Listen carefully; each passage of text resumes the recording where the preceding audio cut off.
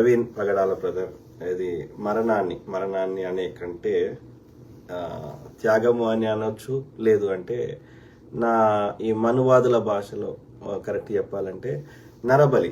నరబలి అనేది ఒక ఈ దుర్మార్గులు పెట్టిన అనేక మూఢాచారాలు, ఈ ఆర్య బ్రాహ్మణులు లేదా మనువాదులు పెట్టినటువంటి అనేక మూఢాచారాల్లో నరబళ్ళు కూడా వెరీ వెరీ కామన్ ఉండేది. ఓకే, నరబళ్ళు కూడా వెరీ వెరీ కామన్ ఉండేది. ముఖ్యంగా విష్ణుకుండినులు అనే వాళ్ళు తెలంగాణ ఈ ప్రాంతం యొక్క బేస్డ్గా పరిపాలన కొనసాగించారు.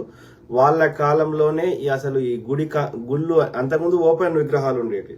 ఓకే, సో ఆ తర్వాత గుడి కాన్సెప్ట్ కూడా ఈ విష్ణుకుండినుల కాలంలోనే వచ్చింది. ఓకే, లేదంటే ఇక్ష్వాకుల కాలంలో. ఓకే, సో కాబట్టి ఇక్కడ ఏం చెప్తున్నా అంటే ఈ నరబలి ఈ యొక్క అది అందులో హమారా ప్రసాద్ ఉన్నడా, లేకపోతే హమారా ప్రసాద్ కేవలం ఇన్ఫర్మేషన్ ముందస్తుగానే తెలిసిందా అనేది క్వశ్చన్ మార్క్ హమారా ప్రసాద్ గురించి. అది కాకుండా డెఫినెట్లీ ఈ లలిత్ కుమార్ అండ్ ఈ యొక్క మన కరుణాకర్ సుగుణ హస్తము డెఫినెట్లీ ఉంది. రాధా మనోహర్ అనేట ఆయనకి ఆయన కూడా రిక్వెస్ట్ చేసి ఉంటాడు, ఏది మన యొక్క చిన్నజీయర్ గారు. సో ఏది ఏమైనా ఇక్కడ రాష్ట్ర స్థాయిలో చిన్నజీయర్ అనే దుర్మార్గుడు వీళ్ళు, ఎందుకంటే ఈ అమారా ప్రసాద్ నాకున్న సమాచారం మేరకి ఈ అమారా ప్రసాద్, కరుణాకర్ సుగుణ, ఈ లలిత్ కుమార్, ఆ కళ్యాణి భార్గవి ఇట్లాంటి పెంపుడు కుక్కలని కుక్కలని కంటే ఇంకేమన్నా విద్వేష పురుగులని, ఓకే, వీళ్ళందరినీ పెంచి పోషిస్తుంది చిన్నజీయర్ గారు. ఓకే, జిఆర్ ట్రస్ట్ కింద 1000 కోట్ల ఆస్తులు ఎందుకుంటాయి సర్వసంగ పరిత్యాగి? సో 1000 కోట్ల భూములు ఎందుకుంటాయి అనేది ఆలోచించాలి. ఒక రమణ మహర్షి దగ్గర లేవు. ఒక లైఫ్ ఆఫ్ యోగి అని బుక్ రాసి క్రియాయోగాన్ని పరిచయం చేసినటువంటి బాబాజీ దగ్గర లేవు 1000 కోట్లు. ఓకే, వాళ్ళు సర్వసంగ పరిత్యాగులు. ఆ హిమాలయాల్లో ఆ యొక్క దాదాపు వస్త్రం ఎలాంటి, ఎందుకంటే వాళ్ళకు ఈ యొక్క బట్టలు కూడా ఈ ప్రకృతికి విరుద్ధం అన్నట్టు. అంటే దిగంబరులు, దిక్కులే అంబరంగా గలవారిని దిగంబరం అంటారు. అంటే ఇక శరీరం మీద ఏముండదు, ఎట్లా పుట్టినామో అట్లనే. ఓకే, సో అట్లా అంత ఏమంటారు, అంత పవిత్రమైన వాళ్ళు. కానీ చిన్నజీయర్ అనే దుర్మార్గుడు 1000 కోట్లకు ఆస్తులు. వాళ్ళు చెప్పే ఏ మాటకి ఒక సైంటిఫిక్ టెంపర్ ఉండదు. ఒక ల్యాబ్లో టెస్టులు చేయలేము, ఒక చారిత్రక ఆధారాన్ని చూపెట్టలేము. ఆ చెత్తని మనకి రుద్దుతా ఉంటారు అన్నట్టు. ఓకే, సో ఆ క్రమంలో ఇది ప్రవీణ్, నేను నాకు వచ్చిన వేరియస్ ఇన్పుట్స్ని బట్టి నా సొంతంగా విశ్లేషించిన దాన్ని బట్టి, ఓకే, ప్రవీణ్ బ్రదర్కి సన్నిహిత్యంగా ఉన్న వాళ్ళతో మాట్లాడిన దాన్ని బట్టి, మానవత్వం ఉన్న వాళ్ళు రియాక్ట్ అయిన దాన్ని బట్టి నేను చెప్తాను. సో ఇందులో ఇక ఆధారాలు అడగొద్దు. ఆధారాలు అడిగేది ఉంటే నేను ఇక్కడ కూర్చొని ముచ్చట చెప్పా. ఓకే, నేను కొట్లాడే విధానం వేరే ఉంటుంది. ఓకే, ఆధారం అడగకూడదు. ఆధారం అడగాలంటే అప్పుడు నన్ను ఐజీని చేయండి, లేకపోతే ముఖ్యమంత్రిని చేయండి, ఇంకోటి ఏదైనా చేయండి, ఆధారాలు పట్టుకొని వస్తాను అన్నిటికీ. అర్థమైందా? మనకి లిమిటెడ్ రిసోర్సెస్ ఉన్నప్పుడు మనకు యొక్క ఆధారాలు రావు. ఎవరైతే అధికారంలో ఉన్నారో సామాన్యులు ఏం చేయగలుగుతారు?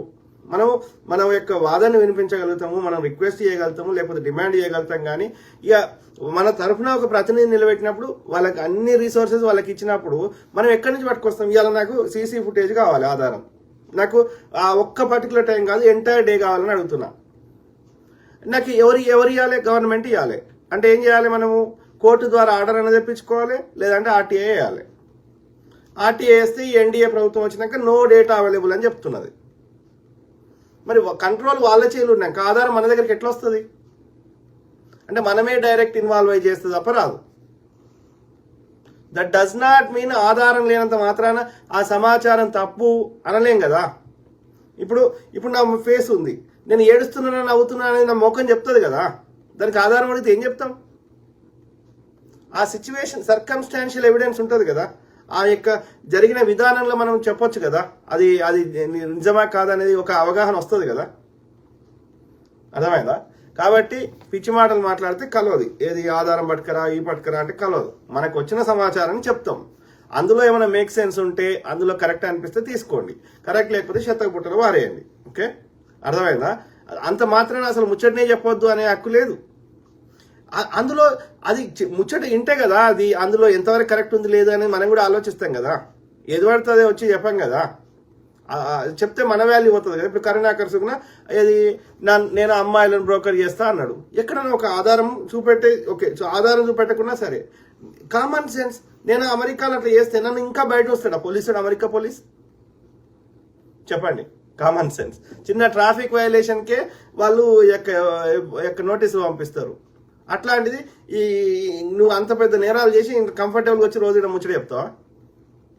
ఆలోచించండి. ఓకే, సో ఆ క్రమంలో ఏది అనేక ప్రవీణ్ బ్రదర్స్ సంబంధించిన అత్యంత సన్నిహితులు ఈ మధ్య కాలంలో చాలా మీటింగ్లు పెట్టిర్రు. అపాలజెస్టిక్స్ అని, సాక్షి అపాలజెస్టిక్స్ అని, లేకపోతే 1 month అది మాసికం అంటారు తెలుగులో అయితే 1 month అదే.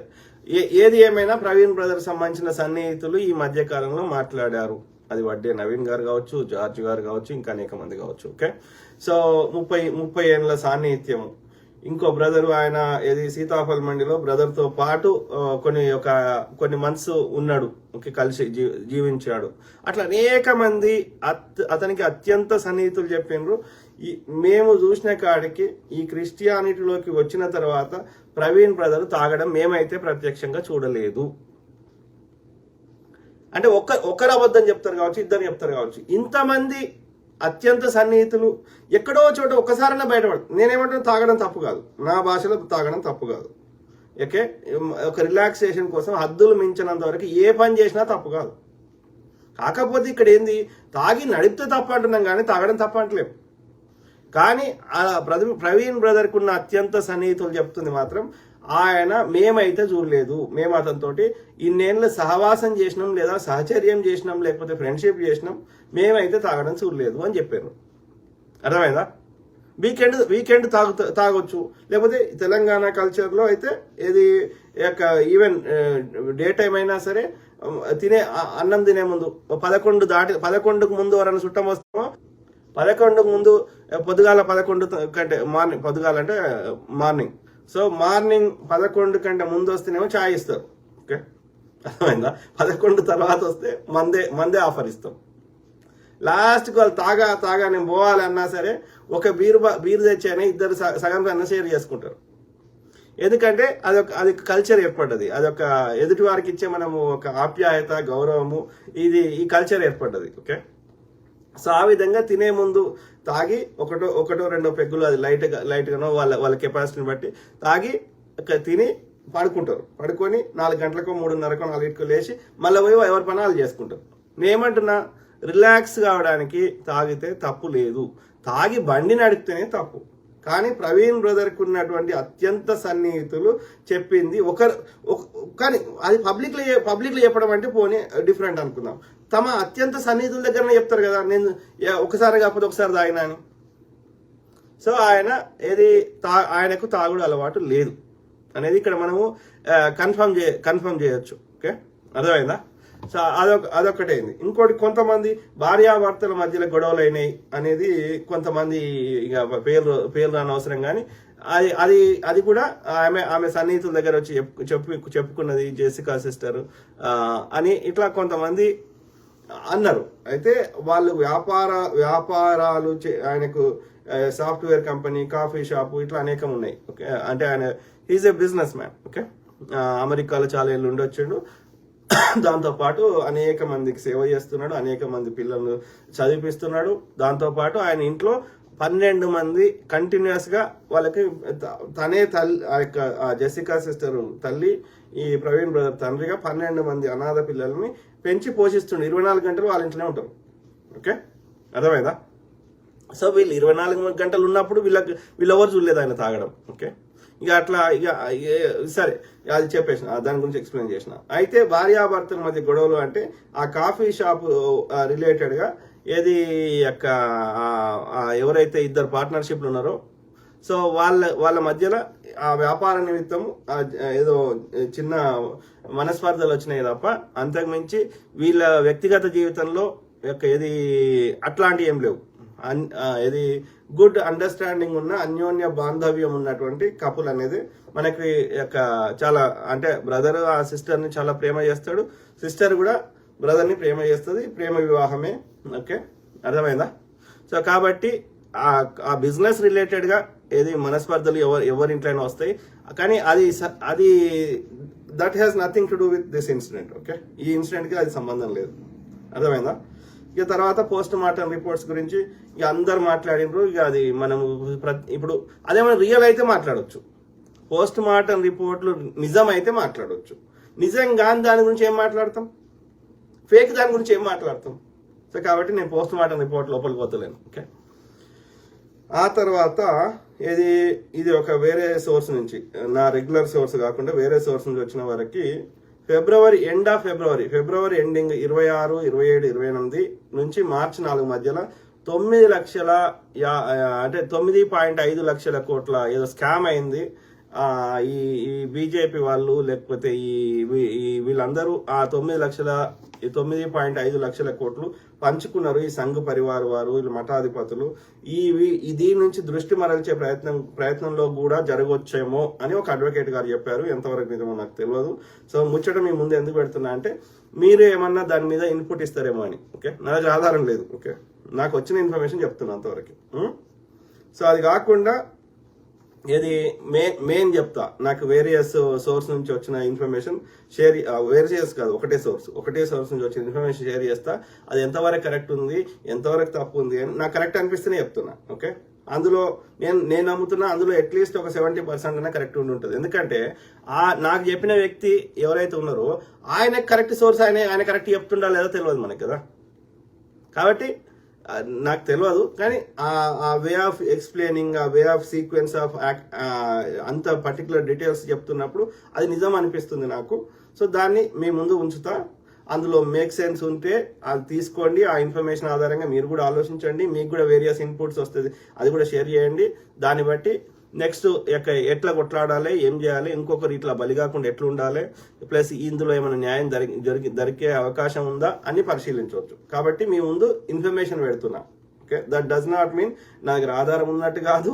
ఓకే, అర్థమైందా? ఆధారం ఉంటే, ఆధారం కావాలంటే నన్ను ఐజీని చేయండి, ముఖ్యమంత్రిని చేయండి. ఓకే, నేను ఆధారాలు తీసుకొస్తా. సింపుల్. ఆ క్రమంలో ఆ డీటెయిల్స్ చెప్పే కంటే ముందు నేను ఈ కేసులో ఏం జరగాలి అంటే ఏం జరిగితే ప్రవీణ్ బ్రదర్ యొక్క ఆత్మ శాంతిస్తుంది, అతని త్యాగానికి ఒక అర్థం ఉంటుంది అనేది నాకు అర్థమైంది. నేను చెప్తున్నా, నేను రాసుకున్నా. సో నాకు సొంతంగా వచ్చిన ఆలోచనలే. ఓకే, నేను ఇందులో ఎవరిని కాపీ కొట్టలే. సో ఒకటి ఏంటంటే ప్రవీణ్ బ్రదర్కి యొక్క ఈ కేసులో న్యాయం దొరకాలి. ఎందుకు దొరకాలంటే ఇట్లాంటి యొక్క అది ఊరికే అతని యొక్క మరణము ఆ యొక్క ఎవరిని పడితే వాళ్ళని చంపే హక్కు ఎవడిచ్చిండు? Yes, if you are differing with ideology we fight in a democratic way. Okay, ప్రజాస్వామిక పద్ధతిలో మనం పోరాటం చేస్తాం. ఓకే, మన ఐడియా ఇప్పుడు నేను 10 ఏళ్ల నుంచి ముచ్చడి చెప్తున్నా, అంతే తప్ప పోయి అన్ని చంపు ఇన్ని చంపు చేస్తలేం కదా. ఎస్, నేను చెప్పింది నచ్చకపోతే నువ్వు చెప్పుకో, కన్విన్స్ ద పీపుల్. నువ్వు చెప్పిన దానిలో న్యాయం ఉంది, కరెక్ట్ అనిపిస్తే నీకు మద్దతు ఇస్తారు, లేదు నేను చెప్పింది కరెక్ట్ అనిపిస్తే నాకు మద్దతు ఇస్తారు. అంతవరకే కానీ చంపుకోవాల్సిన అవసరం ఏమొచ్చింది? ఇప్పుడు ఆ పాస్టర్ ఎవరైనా ఏ పాస్టర్ అయినా, ఈ ప్రవీణ్ బ్రదర్ కాదు, ఏ పాస్టర్ అయినా ఆయనకు బైబిల్ నచ్చింది, బైబిల్లో ఉన్న విషయాలు నచ్చినాయి, లేకపోతే యేసుక్రీస్తు ప్రభు చెప్పింది నచ్చింది అనుకో, ఆయన చెప్పుకుంటున్నాడు. ఆయన చెప్పింది నీకు మేక్ సెన్స్ లేకపోతే కరుణాకర్ సుగుణ గారు కానీ, లేకపోతే లలిత కుమార్ గారు కానీ, హమారా ప్రసాద్ గారు కానీ, లేకపోతే ఈ యొక్క చిన్నజీఆర్ స్వామి గారు కానీ, ఇంకెవరన్నా కానీ మీరు చెప్పుకోండి.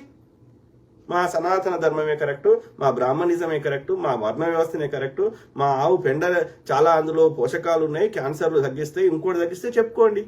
అప్పుడు కోర్టులో ఎవరైనా కేసేస్తే సారీ చెప్తారు, కరోనా తగ్గుతుంది, యొక్క పెండలో యొక్క సుగంధ ద్రవ్యాలు వేసి అమ్మితే దానికి మళ్ళీ కోర్టులో కేసేస్తే డాక్టర్ అసోసియేషన్ వేసింది కోర్టు వేస్తే ఆ యొక్క ఎవరు ఈ మన రామ్దేవ్ బాబా వచ్చి సారీ చెప్పుకుంటూ పోయిండు. విలేకరులు అడిగితే కూడా ప్రెస్ కాన్ఫరెన్స్ కు మూతి ముందర మైక్ పెడితే పారిపోతున్నాడు. ఇక అది వాళ్ళ సంస్కారం.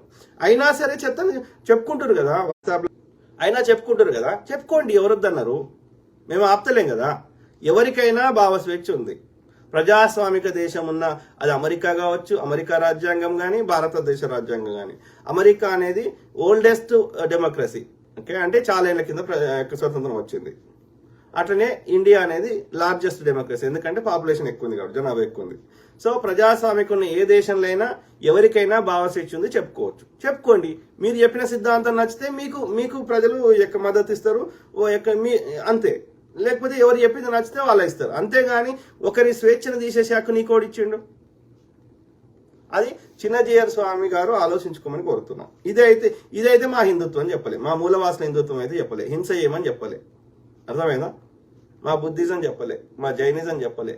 ఓకే, మీ యొక్క ఆర్యులు చెప్పిన ఈ నరబలులు, జంతు బలులు, ఈ కాన్సెప్ట్ మీరు మీ యజ్ఞాలు యాగాల్లో అన్ని వేయాలి, జంతువులను వేయాలి, అశ్వాన్ని మేధం చేసి చంపేసి అది యొక్క ఆ మాంసం తినాలి, ఇవి మేం చెప్పలే. మీ ఆర్య పుస్తకాలైన రామాయణము, మీ మహాభారతము, మీ వేదాలు, మీ ఉపనిషత్తులు ఉంది తప్ప మా యొక్క మూలవాసుల యొక్క గ్రంథాలు లేదు. మీరు ఏదైతే మా మూలవాసుల గ్రంథాలైన 9 యూనివర్సిటీలు, ఉదయగిరి, రత్నగిరి, వల్లభి యొక్క అట్లనే ఈ యొక్క ఇది నలంద, మా పుస్తకాలన్నీ అంత జ్ఞానము, అంత ఆయుర్వేదము అంత ఉన్నాయి. 8 నెలలు కాలబెట్టిర్రు. ఎందుకు కాలబెట్టిర్రు? మా మూలవాసులము, మా యొక్క ఏది జ్ఞానవంతులము ఉండొద్దు. అర్థమైందా? కాబట్టి ఈ డిఫరెన్స్ మనం గ్రహించాలి. ఈ ఆర్యులు వేరు, ఆర్య బ్రాహ్మణులు లేదా ఆర్యులు వేరు, బ్రహ్మ ముక్కులకెళ్ళి వచ్చిన వాళ్ళు వేరు, మిగతా వాళ్ళందరూ వేరు. ఇది మనం గ్రహించాలి. మిగతా వాళ్ళందరూ మూలవాసులు, బ్రహ్మ ముక్కులకెళ్ళి వచ్చిన వాళ్ళు మాత్రమే బ్రాహ్మణులు, ఆర్యులు. ఓకే, ఈ బ్రహ్మ అనేటైనా మన దేశమైనా కాదు, విష్ణు అనేటైనా మన దేశమైనా కాదు. సింపుల్. సో ఆ క్రమంలో ఏది నేను కోరుకుంటుంది ఏంటంటే వీ నీడ్ జస్టిస్, అంటే న్యాయం జరగాలి. న్యాయం జరగాలంటే దోషులకు శిక్షలు పడాలి. అర్థమైందా? నిష్పక్షపాతమైన విచారణ జరగాలి, దోషులకు శిక్షలు పడాలి. అది మన మొదటి చర్య తీసుకో. అది మొదటి డిమాండ్ లేదా చర్య. ఓకే, అది కాకుండా అది స్లో ప్రాసెస్.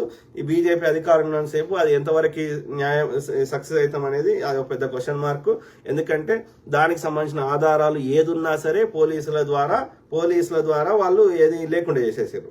అది సీసీటీవీ ఫుటేజ్లు కావచ్చు, లేదు అంటే యొక్క ప్రవీణ్ ఇది యాక్సిడెంట్ అని కన్ఫర్మ్ చేసిండ్రు.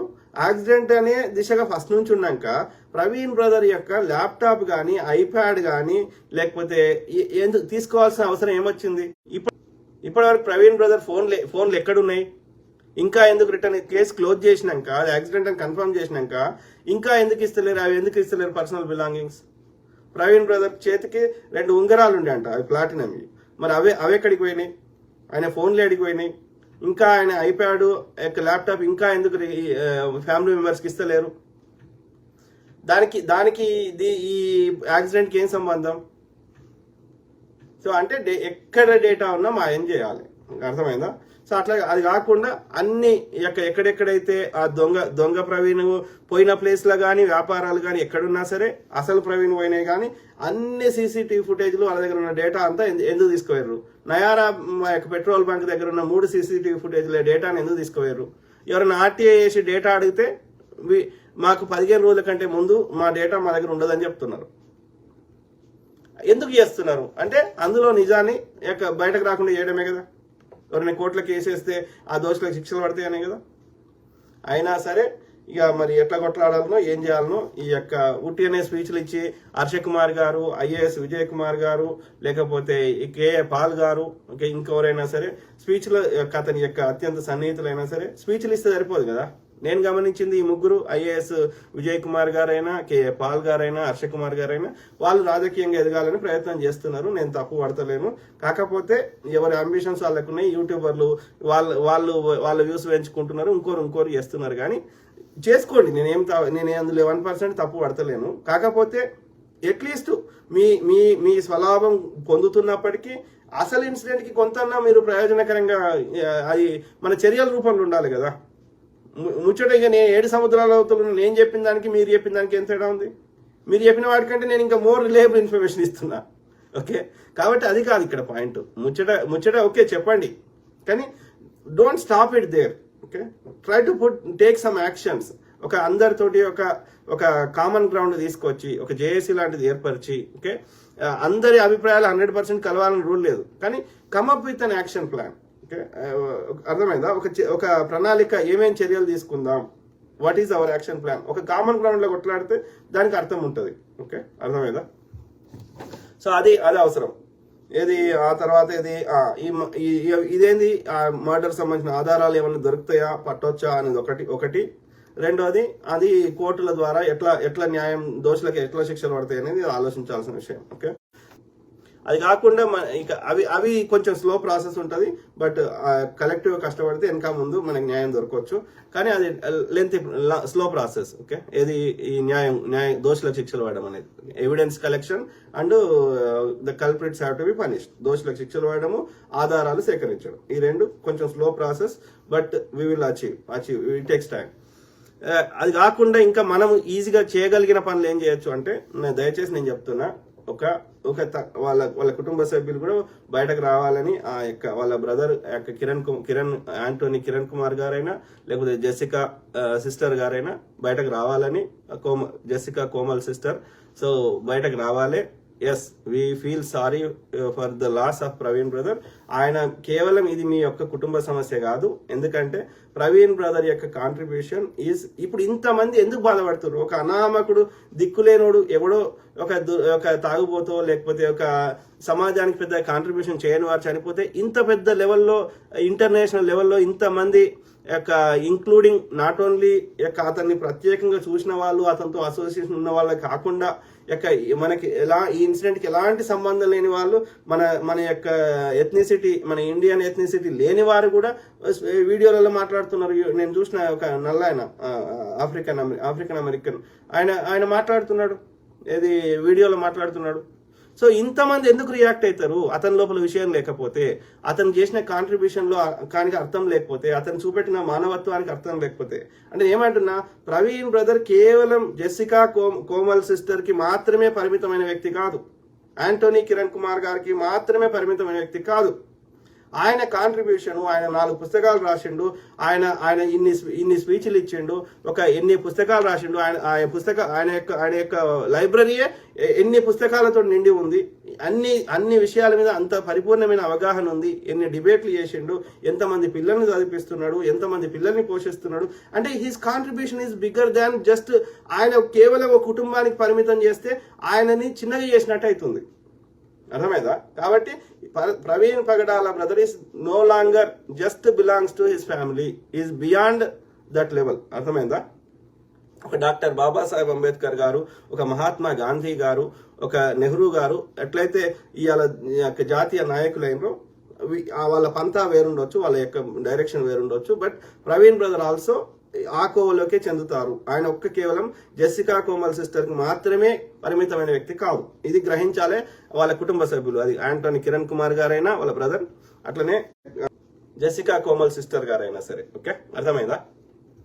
ఎందుకో నేను వైర్లెస్ అది రీబూట్ చేసేది గడికోసారి మధ్యలో ఇబ్బంది పెడుతుంది. సో అయితే నేనేమంటున్నా అంటే, కాబట్టి ఇది ఈజ్ ఏ పబ్లిక్ మ్యాన్, ప్రజల మనిషి. కాబట్టి ప్రజలందరి యొక్క మేమందరం భాగస్వామ్యంగా మాట్లాడతాము, మేము చేస్తాము. ఓకే, దానికి వాళ్ళ కుటుంబ సభ్యులు సహకరించాలి. ఓకే, మేమందరం, ఎందుకంటే మా అందరికి కూడా ఆయన చేసిన మంచి పనులతోటి మాకు సాంగత్యం ఉంది. అర్థమైందా? అది గ్రహించమని నేను వాళ్ళ కుటుంబ సభ్యులకు రిక్వెస్ట్ చేస్తున్నా, ప్రజలందరి తరఫున. ఓకే, సో ప్రవీణ్ బ్రదర్ ఎట్లయినా తీసుకురాలేము. కనీసం ఆయన చరిత్రలో ఆయన యొక్క త్యాగాన్ని, ఆయన యొక్క కాంట్రిబ్యూషన్ ని చరిత్రను నిలవడానికి సహకరించండి జెసికా సిస్టర్ గారు. దయచేసి we understand your pain, we show empathy and sympathy for the loss of Praveen brother, especially మీ యొక్క కూతురు. మనం అంటే పెద్దోళ్ళమైన అడల్ట్ అయినాం. ఓకే, మన ఎమోషన్స్ కంట్రోల్ చేసుకోగలుగుతాం. కానీ ఆ చిన్నారి అతనికి బ్రదర్కి 2 కూతుర్లు ఉన్నారు. చిన్న పాప మరీ చిన్నామే, అరౌండ్ ఎంత ఉన్నా కరెక్ట్ ఏజ్ తెలియదు, కానీ చిన్నామే. పెద్ద ఆమె అరౌండ్ 17 ఉంది, చిన్నామె అరౌండ్ 5 or 7 నాకు కరెక్ట్ తెలియదు. సో చిన్న పాప. సో ఇప్పుడు మిగతా వాళ్ళం అంటే మన పెద్ద అడల్ట్స్ కాబట్టి మన ఎమోషన్స్ కంట్రోల్ చేయగలుగుతాం. కానీ ఆ పిల్లలకి రెస్ట్ ఆఫ్ ద లైఫ్ వాళ్ళకి తండ్రి లేడే, తండ్రిని తీసుకురాలేమే, ఆ తండ్రి ప్రేమను తీసుకురాలేమే, ఆ లాస్ ని ఎవరు పూరించలేమే కదా. కాబట్టి we understand the pain, but what is the alternative? Can we bring him back? No. కాబట్టి what else we can do అనేది ఆలోచించమని ఆ కుటుంబ సభ్యులను నేను ప్రాధాయపడుతున్నా ప్రజలందరి తరఫున. ఓకే, సో ఆ బ్రదర్ యొక్క త్యాగాన్ని చరిత్రలో నిలపడానికి మీ యొక్క సహాయ సహకారాలు ఉంటే ప్రజలే చేస్తారు. మీరు ఏం స్పెషల్ గా కష్టపడాల్సిన అవసరం లేదు. జెసికా సిస్టర్ గారైనా కిరణ్ యాంటోనీ మీరు అడ్డుపడకపోతే చాలు. మీరు అప్రూవల్ ఏదైనా ప్రజలు మేక్ సెన్స్ ఉన్న వాటికి అప్రూవ్ ఇస్తే చాలు, సింపుల్. ఓకే, మీరు ఇంకా భయపడతారు ఏం చేస్తారు? ఎంతమంది చంపుతారు? లేదు కదా. అంత అంత ఈజీయా?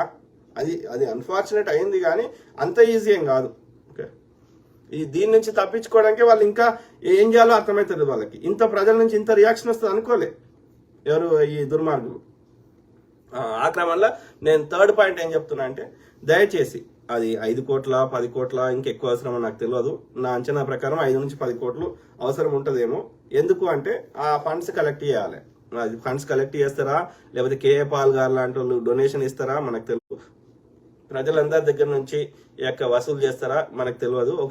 ఏమంటారు, ఒక వ్యక్తి అయితే అతను మళ్ళీ అందులో ఆ డొనేషన్స్ కూడా తింటాడేమో అని భయం ఉంటుంది. కాబట్టి ఆ ప్రవీణ్ పగడాల బ్రదర్ పేరు మీద ఒక ఏమంటారు ఎన్జిఓ లాంటిది ఏర్పాటు చేసి అందులో వచ్చిన ప్రతి సొమ్ముని ప్రవీణ్ పగడాల యొక్క జ్ఞాపకార్థం స్పెండ్ చేస్తూ దాంతో పాటు పేద పిల్లలకి ఏమన్నా మనం కాంట్రిబ్యూట్ చేయగలిగితే అది బెటర్. కాబట్టి ప్రవీణ్ పగడాల బ్రదర్ పేరు మీద ఒక ఎన్జిఓ అంటారు, లేకపోతే ఇక్కడ non profit organization. Okay, so ఎన్జిఓని ఏర్పాటు చేసి ఆ వచ్చిన ఫండ్స్ ని మన యొక్క సద్వినియోగం చేస్తే అది బాగుంటుంది అనేది నా ఆలోచన.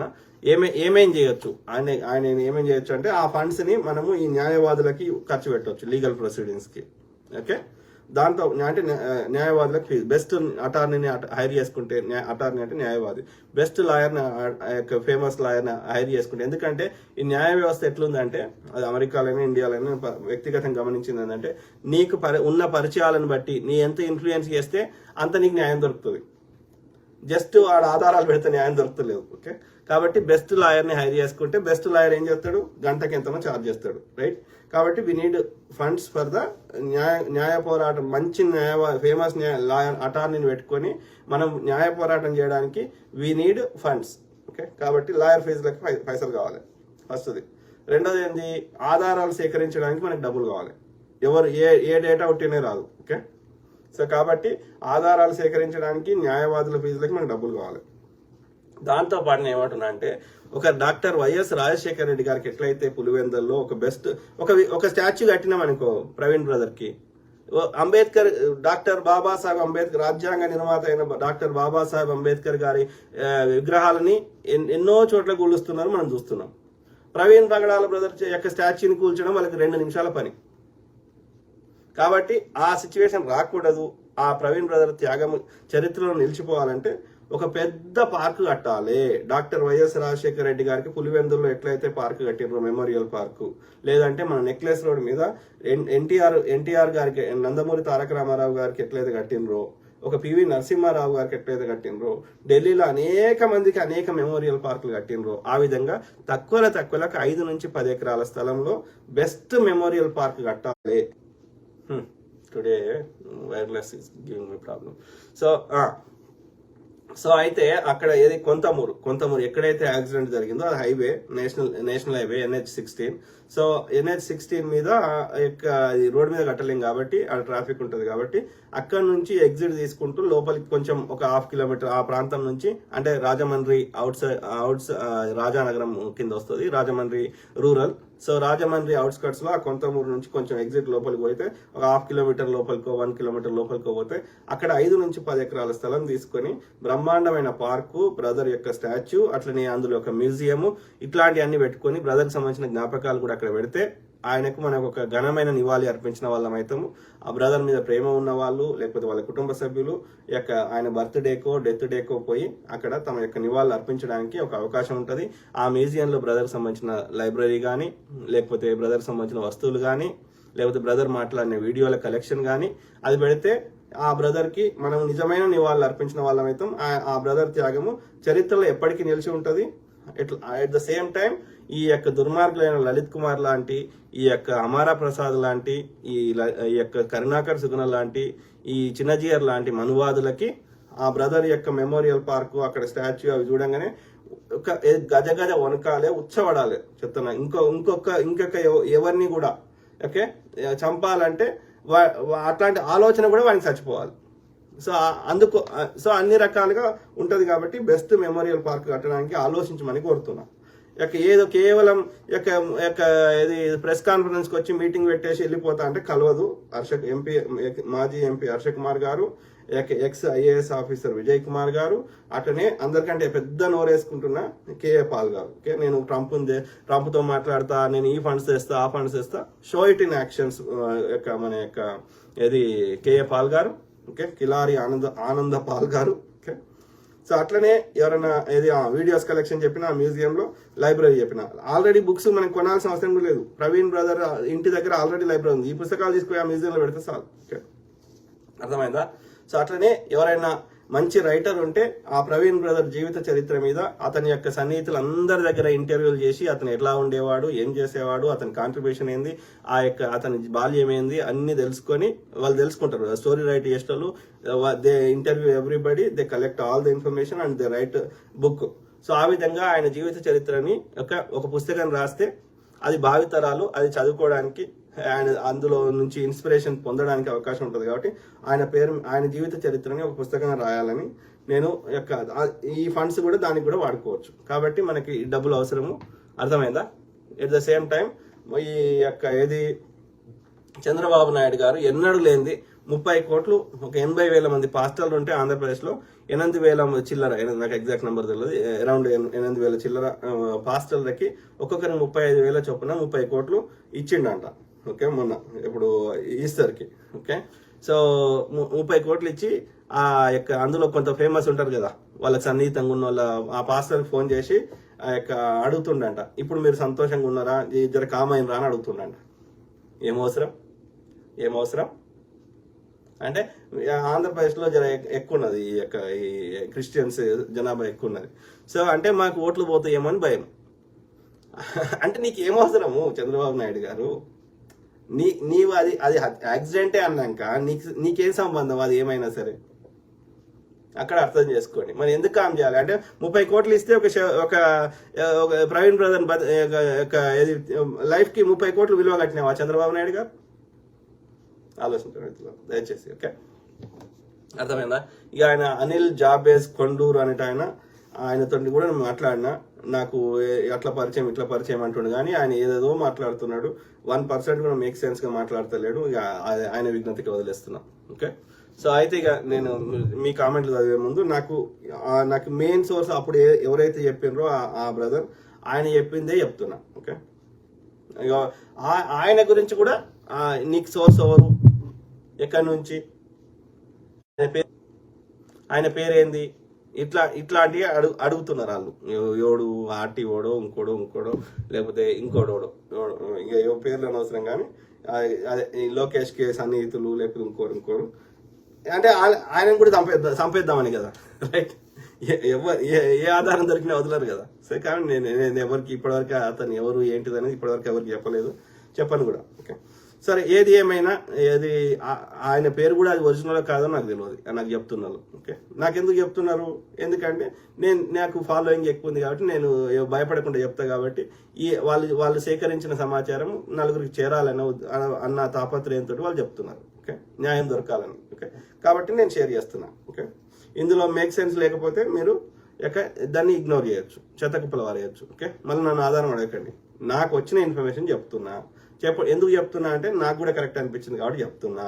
ఫస్ట్ థింగ్, అందులో 100% కరెక్టా కాకపోవచ్చు, ఒక 70% అనే కరెక్ట్ కావచ్చు. ఓకే, నేను చెప్తే అందులో మీరు కూడా ఆలోచిస్తారు కదా, ఇది కరెక్టా తప్ప అని. ఆలోచించి అందులోనే మేక్ సెన్స్ ఉంటే మనం అందరం కలిసి ఒక చర్య తీసుకోవడానికి అవకాశం ఉంటుంది కదా, అందుకని చెప్తున్నా. అంతకుమించి నాకు 100% ఆధారాలు నాకు చెప్పి చేస్తే, నా ముందడి చేస్తే, లేకపోతే నేనే ఐజీ అయితే, నేనే ముఖ్యమంత్రి అయితే ఇప్పటివరకు ఆధారాలు అన్నీ నాకు వచ్చేవి. నేను ముచ్చట మాత్రమే చెప్తున్నా, నాకు వచ్చిన సోర్స్ ఇన్ఫర్మేషన్ చెప్తున్నా. అందులో మేక్ సెన్స్ ఉంటుంది తీసుకోండి, మేక్ సెన్స్ లేకపోతే మీ ఇంటికాడ చెత్తబుట్టు ఉంటుంది కదా, అలా వారేయండి. సో ఆ విధంగా లేటెస్ట్ ఇన్ఫర్మేషన్ ఆ బ్రదర్ చెప్పింది నేను చెప్తున్నా. ఏమని? ఏది ring leader is doctor S Krishnamraju MD. Ring leader ఎవరు? ఎస్ కృష్ణంరాజు ఎవరు అంటే మీరు ఆ పోస్ట్ మార్టం రిపోర్ట్ చూడండి, అందులో సంతకం ఉంటుంది అనుకుంటా ఆయనది కూడా. ఓకే, ఈ డాక్టర్ది. Okay, so each doctor got 50 lakhs for fake reports including lady doctor. Okay, ఈ పోస్ట్ మార్టం రిపోర్ట్ రాసిన డాక్టర్లకి ఒక్కొక్క డాక్టర్కి 50 లక్షలు ఇచ్చారు ఫేక్ రిపోర్ట్ రాయడానికి, ఫేక్ పోస్ట్ మార్టం రిపోర్ట్ రాయడానికి అని ఇక్కడ నాకు ఆ బ్రదర్ షేర్ చేసిన ముచ్చటని మీకు షేర్ చేస్తున్నాను. తర్వాత ఇందులో ఒక లేడీ డాక్టర్ కూడా ఉంది ఈ రిపోర్ట్ పోస్ట్ మార్టం రిపోర్ట్ రాసిన దానిలో. లోకేష్ ఇన్స్ట్రక్టెడ్ డాక్టర్ కృష్ణంరాజు, అంటే ఈ మన యొక్క చంద్రబాబు నాయుడు కొడుకు ఒక ముద్దపప్పు అయినటువంటి లోకేష్ గారు ఏది ఆ డాక్టర్ కృష్ణంరాజు ఎండి గారికి ఒక్కొక్కరికి 50 లక్షలు ఇస్తా అని చెప్పడం జరిగింది. ఒక్కొక్కరికి 50 లక్షలు ఇస్తా ఈ ఫేక్ రిపోర్ట్ రాయమని. ఎందుకు నేను అడిగిన అంటే ఇందులో మరి లోకేష్ గారిదే డైరెక్ట్ ఇన్వాల్వ్మెంట్ ఉందా అని అడిగిన నేను. ఎందుకు అడగాల్సి వచ్చింది అంటే అది ఫేకే కావచ్చు, ఫేకే అన్నారు. ఏది రేవంత్ రెడ్డి గారిని ఒక మీటింగ్ లో కలిసిండు ప్రవీణ్ బ్రదర్ అని ఒక ఫోటో షేర్ చేస్తున్నారు, ఒక ఆమె షేర్ చేసింది, సౌజన్య అడ్వకేట్ అంటే ఆమె ఎవరో. సో అట్లనే ఈ యొక్క ఒక అడ్వకేట్ నాకేం చెప్పిండంటే ఈ కొన్ని రోజు ఆయనకు వచ్చిన సమాచారం అంటే ఎంతవరకు కరెక్ట్ నాకు కూడా తెలియదు, నేనేమి ఫోటోలు వీడియోలు ఏం చూడలేదు. కానీ ఈ లోకేష్ గారిని కలిసిండు ఏదో బహిరంగ సభలో ఎక్కడో పర్సనల్ గానో ప్రవీణ్ బ్రదర్. సో క్రిస్టియన్ ఓట్లని మాకు వేయించు అంటే ప్రవీణ్ బ్రదర్ చక్కగా ఆన్సర్ ఇవ్వలేదు అని, కాబట్టి అది కూడా కోపం పెట్టుకున్నాడేమో. అంటే ఆ విధంగా నాకేమనిపించింది అంటే లోకేష్ చేయించండా అని అనుకున్నా. సో కానీ ఈ సోర్స్ని అడిగిన లోకేష్ చేయించిందా అంటే కాదు, ఇక్కడ లోకేష్ ఇన్వాల్వ్మెంట్ లేదు. లోకేష్ కేవలం ఈయన అమిత్ షాకి పప్పెట్టు, అమిత్ షా చెప్పినట్టు వింటాడు. సో అది కేవలం దాన్ని యాక్సిడెంట్ గా చిత్రీకరించడానికి, అది హత్య లెక్క ఉండకుండా ఉండడానికి ఈయన లోకేష్ సహకరిస్తున్నాడు, కానీ లోకేష్ ఇన్వాల్వ్మెంట్ లేదు అని చెప్పిండు నాకు ఈ సోర్స్. ఓకే, అయితే ఈ నారా లోకేష్ డాక్టర్ కృష్ణంరాజు ఎండికి 50 లక్షలు, ఒక్కొక్క డాక్టర్కి 50 లక్షలు చొప్పున ఈ కృష్ణంరాజుకి చెప్పి మిగతా వాళ్ళకి డబ్బులు ఇవ్వమని చెప్పిండు. అందులో ఒక లేడీ డాక్టర్ కూడా ఉంది అని చెప్పిండు. Post mortem report intentionally delayed according to the instructions of Lokesh చెప్పిన ప్రకారం కావాలని పోస్ట్ మార్టం జనరల్ గా 24 గంటలు లేదా 48 గంటలు, అంటే ఒక రోజు లేదా 2 రోజులు ఇస్తారు. అట్లాంటి 18 రోజులు ఇంకెక్కువనో చేసిర్రు. సో ఎందుకని చేసిర్రు అంటే కావాలని నారా లోకేష్ గారు, చంద్రబాబు నాయుడు కొడుకు ముద్దపప్పు అయిన నారా లోకేష్ గారు ఏమని చెప్పారంటే పోస్ట్ మార్టం రిపోర్ట్ లేట్ చేయమని చెప్పారంట. వాళ్ళు ఉన్నదే చదువుతున్నా, ఇంగ్లీష్ చదివింది తెలుగులో నేను అందరికి అర్థం కావాలని నేను తెలుగులో చెప్తున్నా. ఆయన టైప్ చేసింది నేను మళ్ళీ చదువుతున్నా. Lady doctor didn't mention her name in the report, కానీ ఆ రిపోర్ట్ లో పోస్ట్ మార్టం రిపోర్ట్ లో లేడీ డాక్టర్ పేరు లేదు అని చెప్తున్నాడు. Doctor S Krishnamraju set the deal of 50 lakhs for each doctor for report manipulation. ఈ రిపోర్ట్ ని అది యాక్సిడెంట్ లెక్క రాయడానికి ఒక్కొక్క డాక్టర్ కి 50 లక్షలు చొప్పున ఆ డాక్టర్ కృష్ణంరాజు ద్వారా నారా లోకేష్ ఇప్పించిండు. అంటే నారా లోకేష్ పైన ఇంకా అమిత్ షా, ఇంకా చిన్నజీరు ఓడాడు. ఓకే, నాకు అర్థమైంది ఆ చైనా ఇవన్నిటిని చూస్తే. ఓకే, ఇక్కడ సోర్స్ ఏంది అంటే రాధా మనోహర్ దాస్ నుంచి మొదలు పెడితే రాధా మనోహర్ దాస్, కరుణాకర్ సుగుణ, హమారా ప్రసాద్, ఈ లలిత్ కుమార్, వీళ్ళందరూ ఈ చిన్నజీఆర్కి రిక్వెస్ట్ చేశారు వీళ్ళు ఎట్లయినా లేపేయాలని చెప్పి. చిన్నజీఆర్ ఏం చేసిండు అంటే ఆ భూపతి రాజుకి చెప్పిండు. భూపతి రాజు ఏం చేసిండు అంటే, లేకపోతే చిన్నజీఆర్ డైరెక్ట్ చెప్పిండు అమిత్ షాకి. అమిత్ షా అప్రూవల్ ఎందుకు కావాలంటే ఈ రేపొద్దున కేసులైనా ఏదైనా మమ్మల్ని రక్షించాలి. ఇది China faction. Okay, Amit Shah approval వచ్చినాక ఈ భూపతి రాజు ఇన్వాల్వ్ అయ్యి ఆ యొక్క కిరాయి వాళ్ళని హైర్ చేసుకొని వాళ్ళకి సుపారీ ఇచ్చి పని కానిచ్చినాక దీన్ని కామ్ చేయడము. ఈ ఆంధ్ర యొక్క కమ్మ మీడియాది చంద్రబాబు నాయుడుకి సంబంధించిన మీడియా. సో వాళ్ళు దీన్ని యాక్సిడెంట్ లెక్క చిత్రీకరించడానికి ఈ అనిల్ జాబేజ్ లాంటి వాళ్ళు, లోకేష్ లాంటి వాళ్ళు, వీళ్ళందరూ దీన్ని యాక్సిడెంట్ లెక్క, ఐజీ లాంటి వాళ్ళు దీన్ని యాక్సిడెంట్ లెక్క క్రియేట్ చేయడానికి, అట్లనే డాక్టర్లు దీన్ని యాక్సిడెంట్ లెక్క క్రియేట్ చేయడానికి వీళ్ళందరూ కష్టపడుతున్నారు ఇప్పుడు. అర్థమైందా? ఎందుకంటే వీళ్ళకి రావాల్సిన వాటాలు మూటలు అందుతున్నాయి. అంటే ఇక్కడ 2 పార్ట్స్. ఓకే, బిఫోర్ ద హత్య, ఆఫ్టర్ ది హత్య. బిఫోర్ ద హత్య ఏంటంటే ప్లానింగ్, ఎగ్జిక్యూషన్. అది యాక్సిడెంట్, అది హత్య చేయడానికి ఎవరెవరి ఇన్వాల్వ్మెంట్ ఉంది అనేది అదొక పార్ట్. ఫస్ట్ సినిమా ఇంటర్వెల్కి ముందు. ఇంటర్వెల్ తర్వాత ఏంది దాన్ని యాక్సిడెంట్ లెక్క చిత్రీకరించడానికి పడుతున్న కష్టాలు, పాటలు.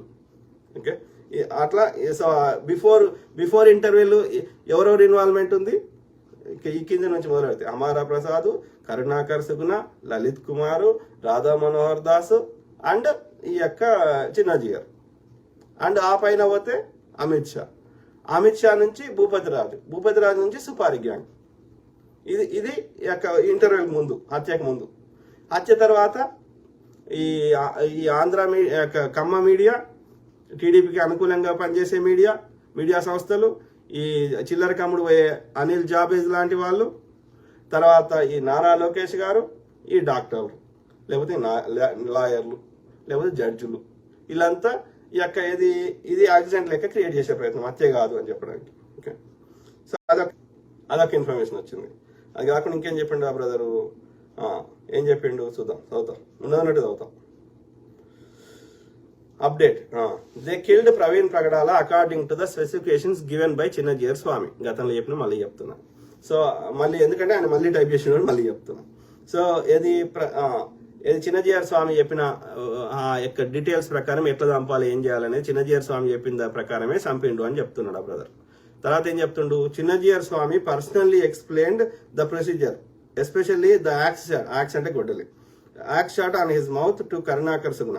చిన్నజీఆర్ స్వామి పర్సనల్ గా ఎట్లా చంపాలనేది ఎవరికి చెప్పిండంట, కరుణాకర్ సుగుణకి చెప్పిండంట, గొడ్డలతోటి మూతి మీద ఎందుకు కొట్టాలనేది. Okay, and Karunakar Suguna explain it to the middle man అంటే ఆ మధ్యవర్తి ఎవడైతే సుపారి ఉన్నాడో, లేకపోతే మధ్యవర్తి ఎవడు middle man between contract killers and Bhupathi Raju. ఈ భూపతి రాజుకి ఈ కాంట్రాక్ట్ కిల్లర్ కి అంటే ఈ సుపారి గ్యాంగ్ మధ్యలో ఇంకోటి ఉన్నాడంట. ఆ మధ్యవర్తికి ఎవడు చెప్పిండంట, కరుణాకర్. అర్థం చేసుకోండి ఈ ప్రొసీజర్ అంటే ఎట్లా చైన్ ఆఫ్ యాక్షన్ ఎట్లా వర్కౌట్ అయింది అనేది, ఈ హత్య అనేది. Chinnajeeyar Swami personal explain the procedure especially the axe shot on his mouth to Karunakar Suguna అనేటోడు చిన్నజీఆర్ స్వామి యొక్క పెంపుడు డాష్. ఓకే, ఎందుకంటే నేను ఆ యొక్క ఆర్టీవీలో డిబేట్ లో ఏది మనకు కొలక్వియల్ అంటే సామాన్యులు మాట్లాడే తెలంగాణలో జర అటనే మాట్లాడతాం, ఏది వాడు వీడు నార్మల్ గా వచ్చేస్తాయి. ఓకే, వాడు అనే వారికి వాడు ఇక ఇది ఆర్టీవీ అనేది జర ఒక 3 million సబ్స్క్రైబర్స్ ఉన్నారు, ఈక్వల్ టు శాటిలైట్ ఛానల్ లాగా. కాబట్టి అందులో అక్కడనే లకారంతో లంచకొడు కానీ తిట్టడం స్టార్ట్ చేసిన అంతా నేనేమన్నా అనలే కదా. వాడు అనేది ఒక ఊత పదం లాగా వచ్చింది, దానికి లంచకొడుకు దాకా ఎందుకు పోతున్నాడు, అంత కోపం ఎందుకు వస్తుంది దానికి కరుణాకర్ సుగుణకి? ఎవరికి లేదు దానికి ఎందుకు కోపం వస్తుంది?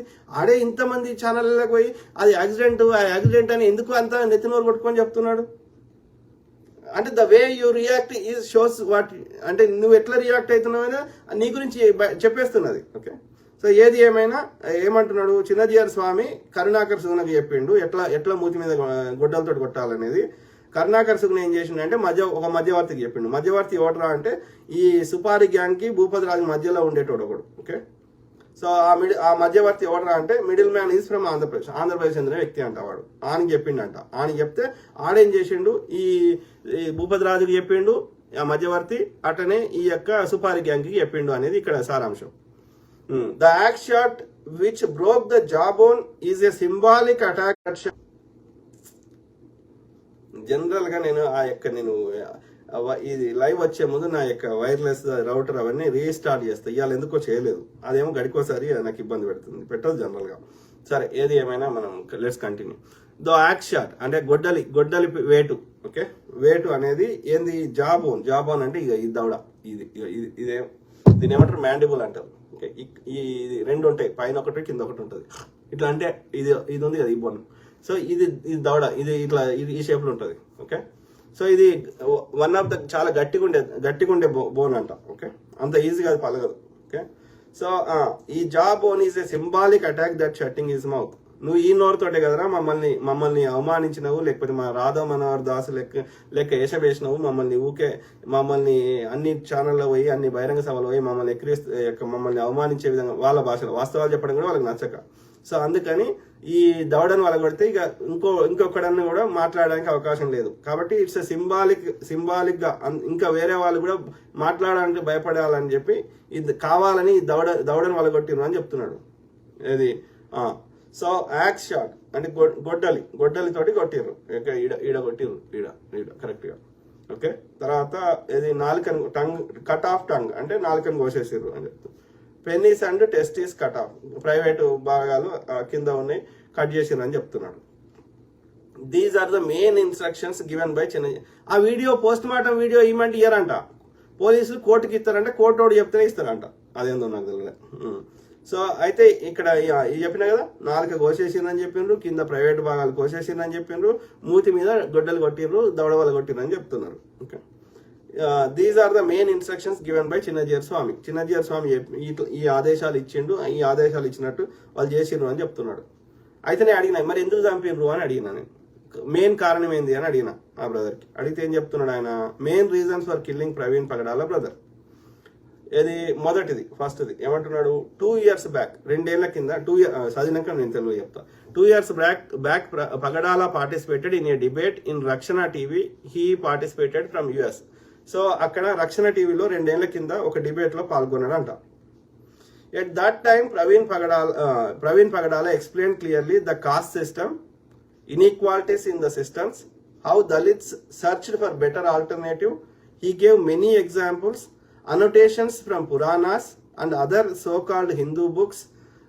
They could not answer him. Okay, ఆ డిబేట్ లో ప్రవీణ్ బ్రదరు యొక్క ఈ కుల వ్యవస్థ గురించి, వర్ణ వ్యవస్థ గురించి, ఇందులో ఉన్నటువంటి వివక్ష గురించి, యొక్క అసమానతల గురించి, అట్లనే ఈ యొక్క ముఖ్యంగా దళితులు ఎందుకు ఈ యొక్క క్రిస్టియానిటీలకు పోతున్నారు, లేకపోతే వేరే ధర్మాలకు ఎందుకు పోతున్నారు అని అవి ఎక్స్ప్లెయిన్ చేస్తూ అనేక ఉదాహరణలు చెప్పిండు. సో అట్లనే ఈ సనాతన ధర్మానికి చెందినటువంటి వేదాలు లేకపోతే పురాణాలు, అందులో ఉన్నటువంటి చెత్తను కూడా కడిగి పారేసిండు. అది అప్పుడు వాళ్ళకి దానికి ఆన్సర్ చెప్పలేకపోయినరు అని చెప్తున్నాడు. ఇది ఆ డిబేట్కి వచ్చిన ఈ యొక్క సనాతన ధర్మలు, అందులో కరుణాకర్ సుగుణ కూడా ఉన్నాడు అనుకుంటా. Okay, the flaws he mention in the debate invoked Chinna Jeeyar Swami ego. ఆ లోపాలు ఎత్తే వరకు, రాముని గురించి ఇంకోటి లోపాలు ఎత్తే వరకు, the flaws he mention in the debate invoked Chinna Jeeyar Swami ego. Chinnajeeyar Swami ఈగోకి దెబ్బ తగిలిందంట. ఎందుకంటే వాళ్ళు నిలువుబొట్టులు పెట్టి మనకు పంగనామాలు పెట్టుకుంటా రాముని పేరు మీద బతుకుతున్నప్పుడు, రాముని అనే వారికి వాళ్ళ యొక్క బతుకు తెరువు పోతుంది కాబట్టి, రాముని పేరు మీదనే 1000 కోట్ల భూములు, 1000 కోట్ల ఆస్తులు సంపాదించుకున్నారు జియర్ ట్రస్ట్ కింద. కాబట్టి ఇక రాముని తక్కువ మాట్లాడితే వాళ్ళ రాముని పేరు మీద రాజకీయం చేస్తున్నారు కాబట్టి, రాముని పేరు మీదనే వాళ్ళ యొక్క బతుకు తెరువు వెళ్ళదీస్తారు కాబట్టి, 100,000 కోట్లు సంపాదిస్తారు కాబట్టి, వాళ్ళ రాముని తగ్గిస్తే వాళ్ళకి వచ్చే ఆదాయం తగ్గుతుంది, వాళ్ళకి వచ్చే ఓట్లు తగ్గుతాయి. కాబట్టి యొక్క ఇది చిన్నజీయర్ స్వామి యొక్క ఈగో హర్ట్ అయిందంట ఈ ప్రవీణ్ బ్రదర్ ఆ డిబేట్ లో మాట్లాడింది. అందుకని ఆయన వీని ఎట్లయినా అంతం చేయాలని పగబెట్టుకున్నాడంట అని చెప్తున్నా. Yes, the participants are Chinna Jeeyar Swami appointed people. ఇది మొత్తం అంటే ఇక్కడ చిన్నజీయర్ స్వామి అనేట ఆయన్నే కీలక వ్యక్తి. ఆయన వద్దు అనుకుంటే జరిగేది కాదు. మిగతా వాళ్ళు ఎంతమందిని ఎత్తినోరు కొట్టుకున్నాం. Okay, a symbolic shot of Brahmanistic ego to shut up the Christian voice or shutting his mouth. అంటే ఈ సనాతన ధర్మం వాళ్ళు ఈ క్రిస్టియన్స్ యొక్క వాయిస్ ని నోరు మూపించే ప్రయత్నంలో భాగమే ఈ హత్య అనేది ఆ బ్రదర్ చెప్తున్నాడు. This axe shot is a projection of Chinnajeeyar Swami's heart. Chinnajeeyar Swami ఏమనుకున్నాడో అదే ఈ గొడ్డలు పెట్టు అని చెప్తున్నాడు. It is very important to publish because many didn't understand the heart behind the murder. ఇది మీరు ప్రజలకు చెప్పాలి. ఎందుకు అంటే ఈ చిన్నజీయర్ స్వామి ఎంత క్రూయాలిటీ ఏందనేది ప్రజలకు తెలవాలి అని చెప్తున్నారు brother. Mere killing is just like an accident. It's an attack on a sect and its ethnicity. It's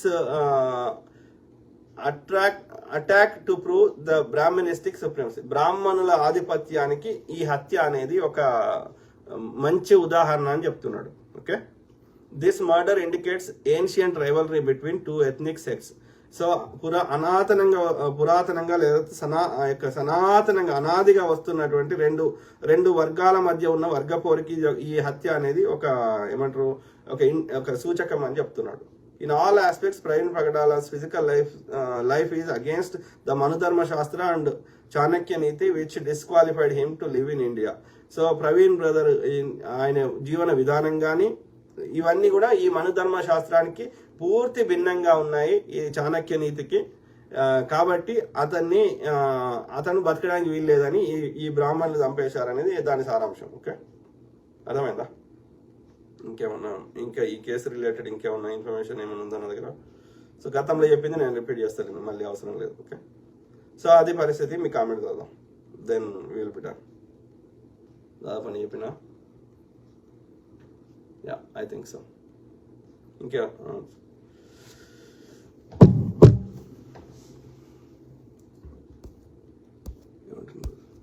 Ashok న్యాత ఏమంటున్నారు, ఈ బీజేపీ ఆర్ఎస్ఎస్ వల్ల దేశం మొత్తం నాశనం అవుతుంది. దశల వారీగా అన్ని విధాలుగా నాశనం అవడమే కాకుండా దేశం అంతర్యుద్ధంతో నాశనం అవుతుంది. కరుణాకర్ గాడు, ఆ గుండు కొజ్జాగాడు, ఆ పందిగాడు, ఆ బ్రోకర్ గాడు, వీళ్ళు పెంపుడు ఊరకుక్కల వల్ల అగ్రెసివ్ గా ఉంటూ గర్వంగా మేమే అంతా అనే విధంగా ప్రవర్తిస్తున్నారు. ఎంత నీచమైన అంటే వాళ్ళ పండు ఎప్పుడు పగులుతుందో. కరెక్ట్, అది చూద్దాం. అది భగవంతుడు ఎప్పుడు కానీ ఏ మతం చెప్పినా గదే ముచ్చట చెప్తుంది. ఓకే, చెప్పే విధానం వేరుంటుంది. తప్పు తప్పే, రైట్ రైటే. సో కాబట్టి ఆ దుర్మార్గులు చేసే వాటికి అది హిందుత్వం కాదు, అది సనాతన అధర్మం, బ్రాహ్మణిజము, మనువాదం. సో తప్పకుండా ప్రకృతి శిక్ష వేస్తుంది. Okay, simple.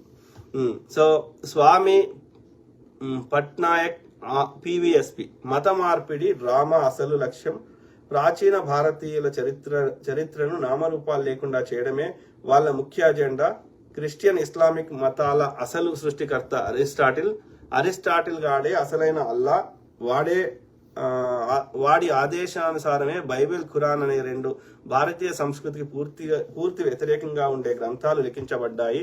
క్రిస్టియన్స్ అంటే చదవని అందులో ఏమైనా మేక్ సెన్స్ ఉంటే ఓకే, లేకపోతే మనం వివరణిద్దాం. క్రిస్టియన్స్ అంటే ఇటర్నల్స్, ఇస్లాం అంటే డీవియేటర్స్, ఏటర్నల్స్ ముఖ్య లక్ష్యం ప్రజల్లో ఉండి మత మార్పిడి చేయడం. డీవియేటర్స్ ముఖ్య లక్షణం ప్రాణాలు తీసి అయినా మతాన్ని విస్తరించడం. ఈ రెండు మతాలను 32 నేటో కూటమి దేశాలు తెర వెనుక ఉండి నడిపిస్తున్నాయి. ఆ నేటో కూటమి దేశాల నాయకులు అమెరికా, బ్రిటన్, ఫ్రాన్స్, జర్మనీ దేశాలు. సైన్స్ అండ్ టెక్నాలజీని సృష్టించింది రామాయణ భారతీయులు. వాళ్ళ చరిత్రను నామరూపాలు లేకుండా చేసేందుకే ప్రపంచ కాలాన్ని క్రీస్తు పూర్వము, క్రీస్తు శకం అని విభజించారు.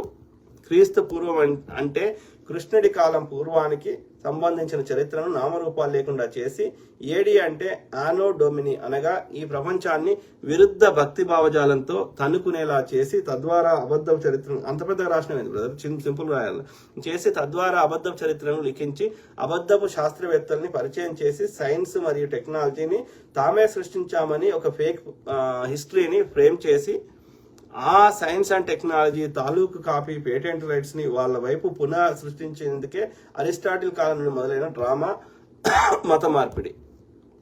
సైన్స్ అండ్ టెక్నాలజీ సమాచారం అంతా కూడా వేద విజ్ఞాన సారమే. ఈ వేద జ్ఞానాన్ని భారత్లో లేకుండా చేసేందుకే క్రిస్టియన్, ఇస్లామిక్ మతాలు భారత్లోకి అడుగుపెట్టాయి. బ్రాహ్మణుడు అంటే ఒక టీచర్, ఒక డాక్టర్, ఒక ఇంజనీర్, ఒక ప్రోగ్రామర్, స్ట్రక్చర్ క్రియేటర్ అనగా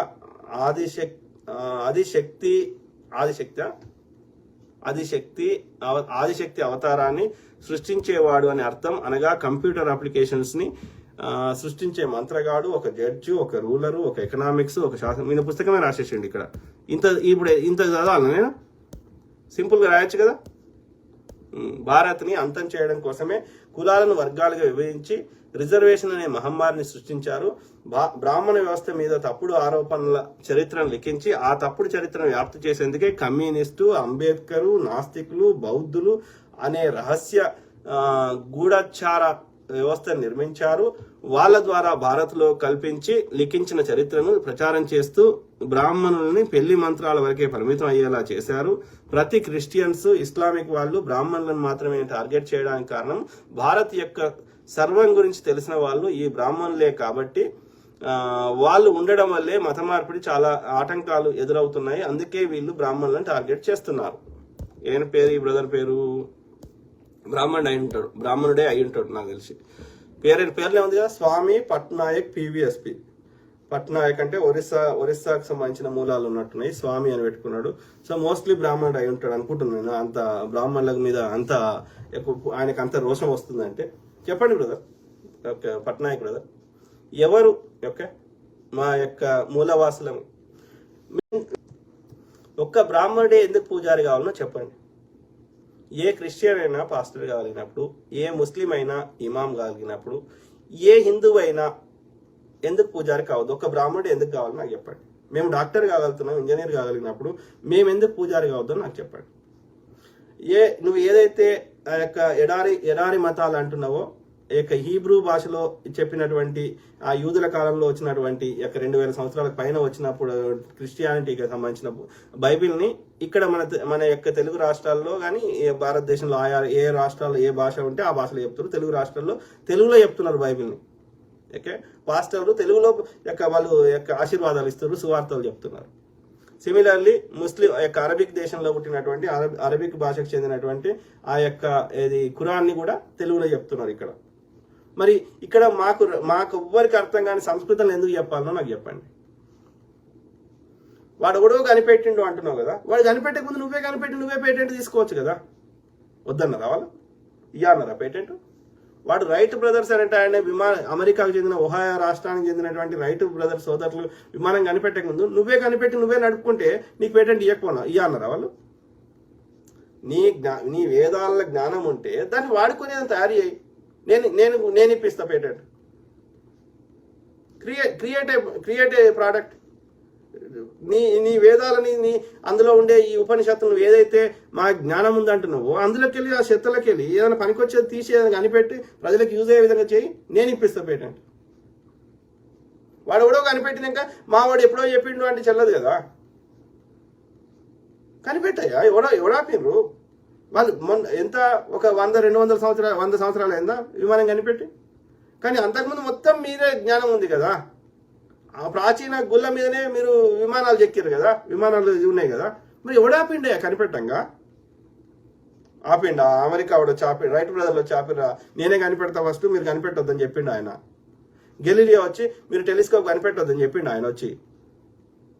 2 డిఫరెంట్ వాళ్ళు కదా. వాళ్ళు ఏం చేస్తున్నారో మనకు తెలియదు, మనం ఏం చేస్తున్నారో వాళ్ళకి తెలియదు కదా. నువ్వు ఎవడాపిండిని కనిపెట్టంగా? అంటే ఎన్నేళ్ళు ఇట్లా మా చెవులలో తామర పూలు పెడతారు. ఆ చెత్తరా అంటే ఆ చెత్తని చదివితే నాలుకలు కోసిర్రు, ఆ చెత్తని వింటే చెవులలో సీసం పోసిర్రు. ఇప్పటికీ మీరు ఒరిస్సాకు ఎక్కడ యొక్క ఈవెన్ జగన్నాథ రథచక్రాలు అంటాడు. సో జగన్నాథ రథచక్రాలు గుంజేటోళ్ళు ఎవరో మీరు చూడండి. ఇప్పటికీ తిరుపతిలో ఫస్ట్ ఆ యొక్క పాలు తెచ్చి ఇచ్చేది ఎవరో చూడండి. ఎందుకు వీడు ఈ పని చేయాలి, వాడు ఆ పని చేయాలి చెప్పండి నాకు. ఒక ఆయన ఎందుకు గడ్డం గిక్కాలి, ఒక ఆయన ఎందుకు బట్టలు ఉతకాలి, ఒక ఆయన ఎందుకు కుసుడి ముచ్చడి చెప్తాను నాకు చెప్పండి. ఈ చెత్త ఎవడు పెట్టిండో నాకు చెప్పండి. నువ్వు అలా సైన్స్ ఉంది అంటున్నావు కదా, ఏ సైన్స్ నువ్వు అందులో ఉన్న సైన్స్ తోటి ఒకటి డే టు డే నాకు యూజ్ అయ్యేది కనిపెట్టి చెప్పండి. ఎంతసేపు ప్రజల్ని ఒక ఏమంటారు ఒక పిచ్చి లేపుతా, ఒక సూడో ఎవరికి అర్థం కాని మంత్రాలు చెప్తా. అది ఆ సంస్కృతంలో ఉన్న తెలుగులో అర్థమయ్యేది చెప్పండి, లేదా తెలుగులో తర్జుమా చేయండి. మాకు రాని ఆ పర్షియా భాష మాకెందుకు?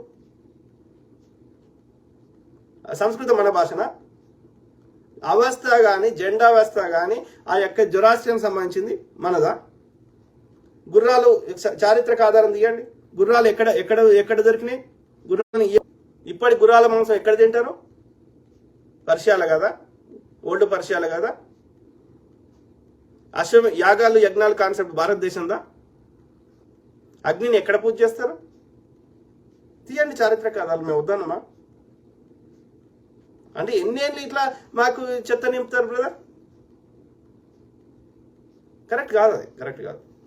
Come with a scientific temper. తీయండి. ఆవు పెండ వచ్చే క్యాన్సర్ తగ్గుతుందని వీళ్ళు చెప్తున్నారు. పంపిద్దాం, ల్యాబ్కి పంపిద్దాం, జర్మనీ ల్యాబ్కు, అమెరికా ల్యాబ్కు పంపిద్దాం, రిపోర్ట్ తీద్దాం.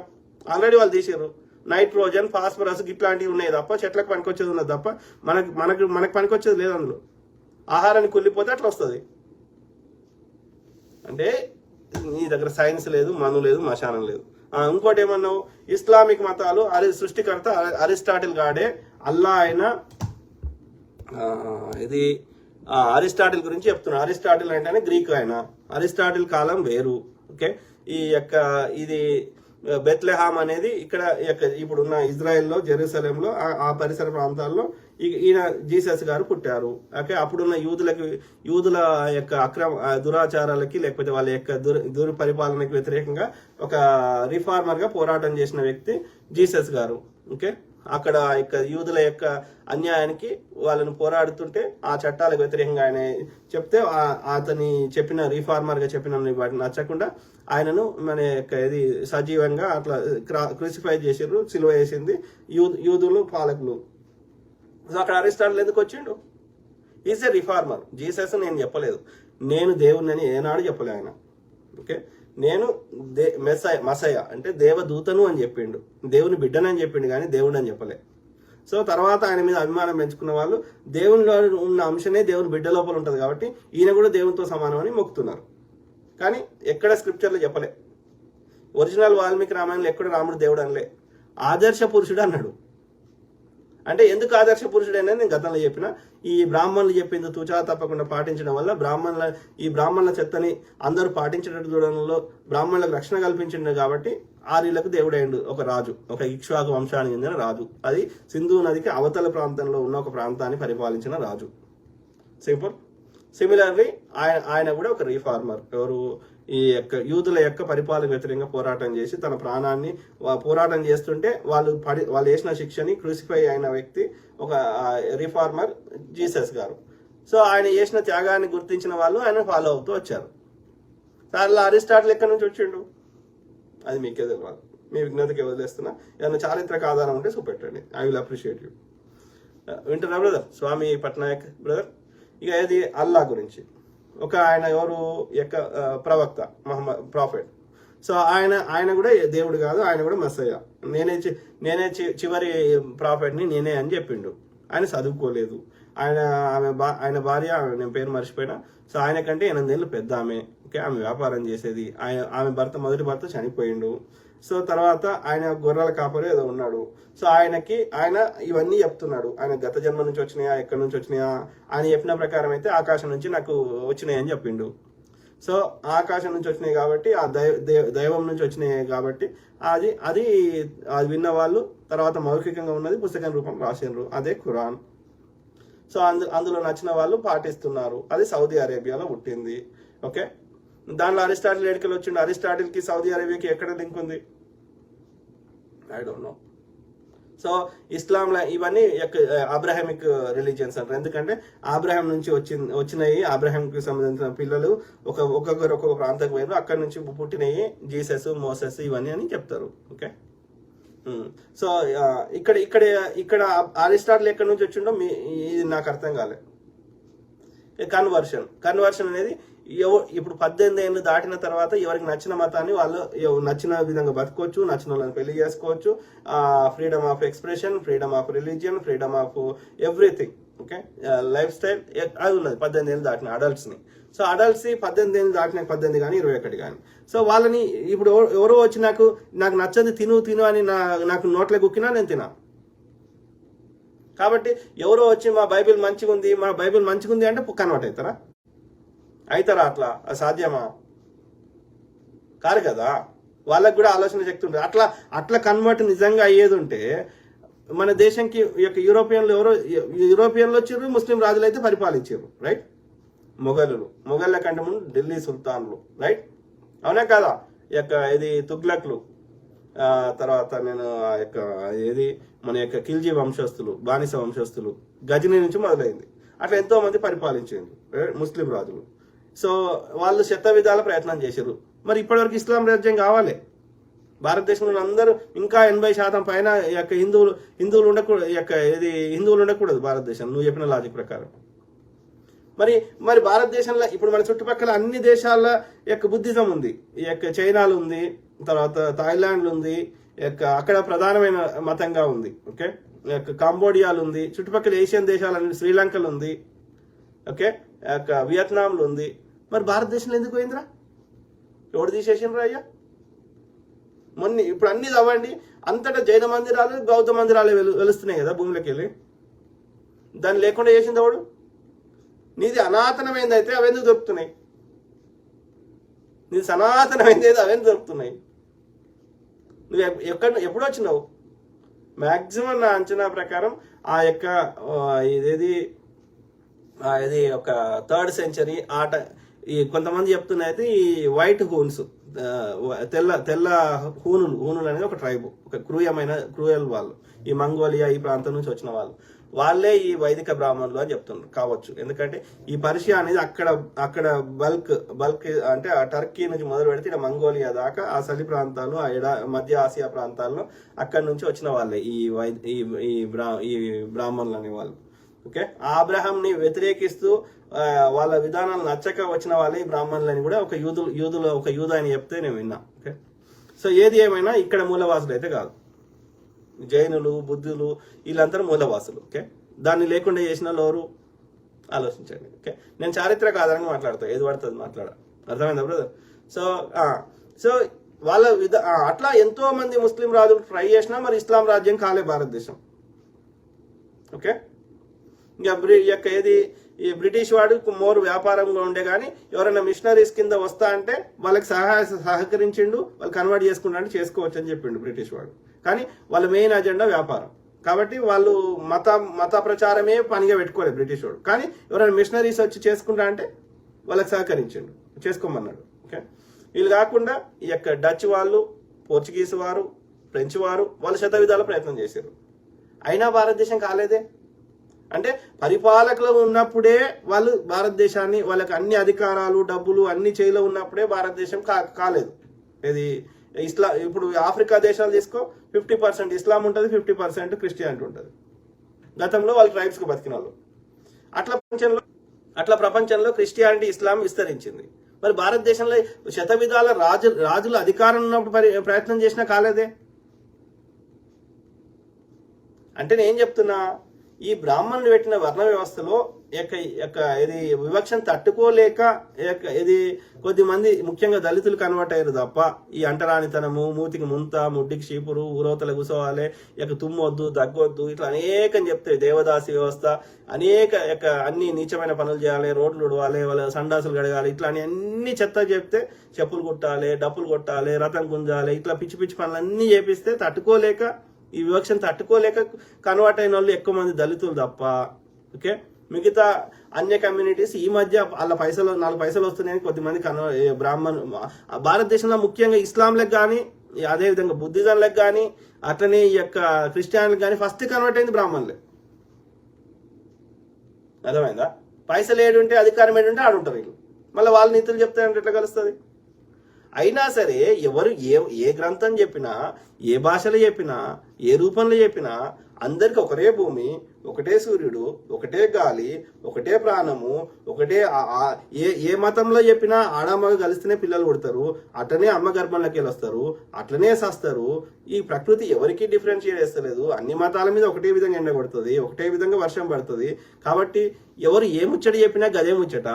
సీసా వేరు కానీ అందులో ఉండే సారాంశము ఒకటే అనేది గ్రహించలేని బుద్ధిహీనులకి నేనేం చెప్తా, ఎక్కడన్నా ఖురాన్లో కానీ, బైబిల్లో కానీ, గురుగ్రంథ సాహెబ్లో కానీ, బౌద్ధ పుస్తకాలలో కానీ, హిందూ పుస్తకాలు కానీ ఒక్క సనాతన ధర్మం తప్ప మిగతా ఏ పుస్తకాలైనా తల్లిని తల్లిగా చూడొద్దని ఎక్కడైనా ఉందేమో చెప్పండి నాకు. తల్లిని పెళ్ళాంలాగా చూడాలని ఏ గ్రంథంలో రాసేదేమో చెప్పండి. అయిపోయింది కదా ముచ్చట. అబద్ధం ఆడాలని ఏ గ్రంథంలో రాసిందో చెప్పండి, ఏ మత గ్రంథంలో. రాయనప్పుడు ఒక ఆయన నల్ల షర్ట్ వేసుకోమంటాడు, ఒక ఆయన తెల్ల షర్ట్ వేసుకోమంటాడు, తప్పేముంది? దాంతో దొరికేది లేదు. అందులో ఉండే సారాంశాన్ని పట్టాలి కదా. ఆ యొక్క ఈ తెల్ల షర్ట్ వేసుకుంటేంది, నల్ల షర్ట్ షర్ట్ వేసుకోవడం ముఖ్యం. అంటే ఈ పెరిఫరీ ఎందుకు ఆలోచిస్తున్నావు? అందులో ఉన్న సారాంశాన్ని, అందులో ఉన్న మేక్ సెన్స్ ఉంటే తీసుకోండి. అన్ని మతాల్లో ఉన్న సారాంశాన్ని మంచిని గ్రహించండి, హంస ఎట్లయితే గ్రహిస్తుందో. ఎందుకంటే ఈ వచ్చినాయి ఒక 2000-3000 సంవత్సరాల కింద. అప్పుడున్న ప్రజల ఆలోచన, అప్పుడున్న విధానాలు, వాళ్ళకున్న మెచ్యూరిటీ. ఇప్పుడు ప్రజల ఆలోచన మారింది కదా. అప్పుడు పెట్టిన యాజ్ ఇట్ ఇప్పుడు వర్క్ కాకపోవచ్చు కదా ఏ మత గ్రంథమైనా. అందులో ఏమైనా పనికొస్తే తీసుకోండి, పనికి రాకపోతే వదిలేయండి. హంస పాలనే తీసుకొని నీళ్ళని వదిలేసినట్టు. అంతేగాని దాని మీద పనికిరాని చెత్త మీద డిబేట్లు ఎందుకు? దాన్ని అట్లనే పాటించి. ఇప్పుడు ఇస్లాంలో కూడా షరియాలో ఎంతవరకు కరెక్ట్? మహిళలకి ఫ్రీడమ్ ఎప్పుడు ఎంతవరకు కరెక్ట్ కదా? సో ప్రతి వ్యవస్థలో, ఎందుకంటే అవి ఎప్పుడూ వచ్చినాయి కదా.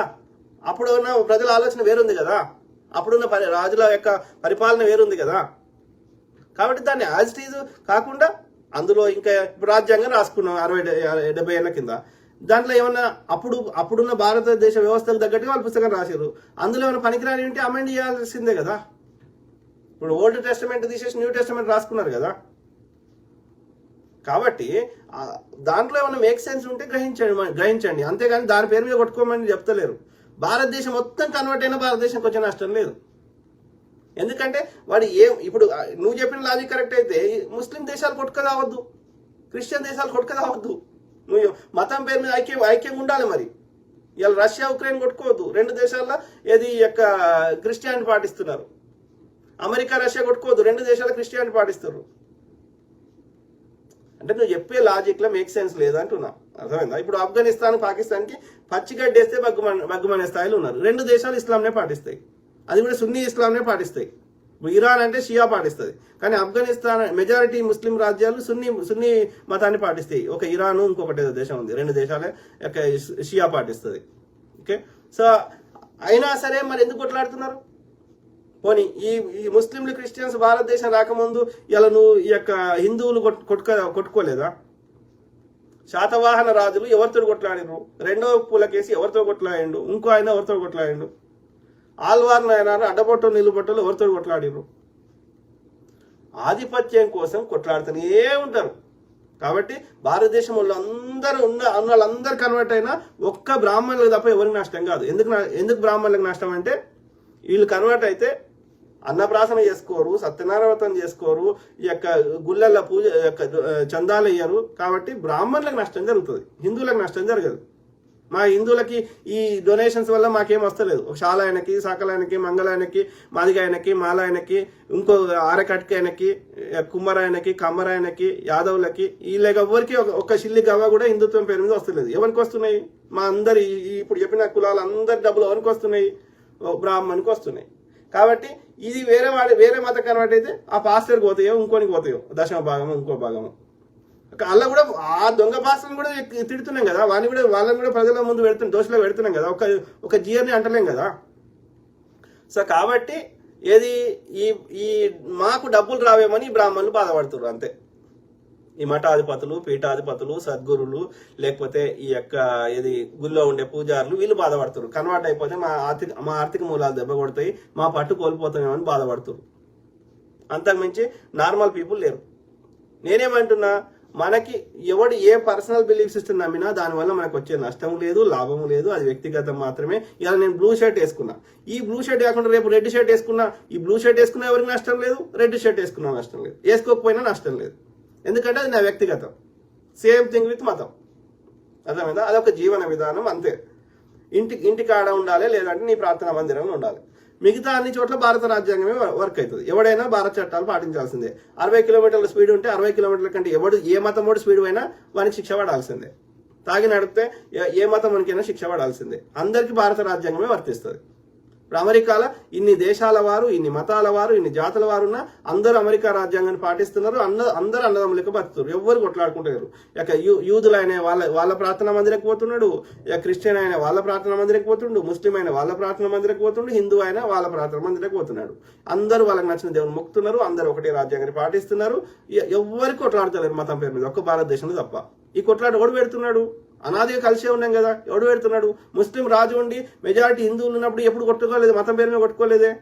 ఇలా నువ్వు శివాజీ మహారాజు హిందువులకి ఆరాధ్య దైవం అంటున్నావు, ఆయన చంపేసారు, ఆయన ఇబ్బంది పెట్టారు. మరి అదే శివాజీ మహారాజు కింద సైన్యాధ్యక్షులు కానీ సైన్యం కానీ మోర్ దాన్ 50% ముస్లింసే ఉన్నారు కదా. ఇప్పుడు నేను చారిత్రక ఆధారంగా మాట్లాడుతున్నా. పోదాం పద, హంపీకి పోదాం పద, శ్రీకృష్ణదేవరాయల యొక్క క్యాపిటల్ సిటీ. అక్కడ ఇప్పటికి మసీదు ఉంటుంది. మరి శ్రీకృష్ణదేవరాయ హిందూ కదా, మరి ఆయన సగం కంటే ఎక్కువ సైన్యం ముస్లింసే ఉన్నారు కదా. ఇప్పటి హంపీకి పోయి చూడండి. అంటే ఇక్కడ చెత్త ఈ సమస్య క్రియేట్ చేస్తుంది, హిందూ ముస్లిం క్రియేట్ చేసి దీన్ని ఓటు బ్యాంకు మలుచుకునే ప్రయత్నం చేయడము, దేశ భద్రతని హిందువులను చంపి ఆ దేశ భద్రతని ఎన్నికల కోసం వాడుకుంటుంది. పొద్దుగా లేస్తే నీ ఫెయిల్యూర్స్ నుంచి, నీ దోపిడి నుంచి ప్రజలు దృష్టి మరల్చడానికి చెత్త నింపుతుంది బ్రాహ్మణులే. ఎందుకంటే బ్రాహ్మణులకే లాభం అవుతుంది. అధికారం ఉండేది వాళ్ళే, నిర్ణయం చేసే స్థానం ఉండేది వాళ్ళే, దోసుకునేది వాళ్ళే. కాబట్టి కన్వర్ట్ అయితే అందరికంటే కాదు, కేవలం బ్రాహ్మణులకు మాత్రమే నష్టం జరుగుతుంది.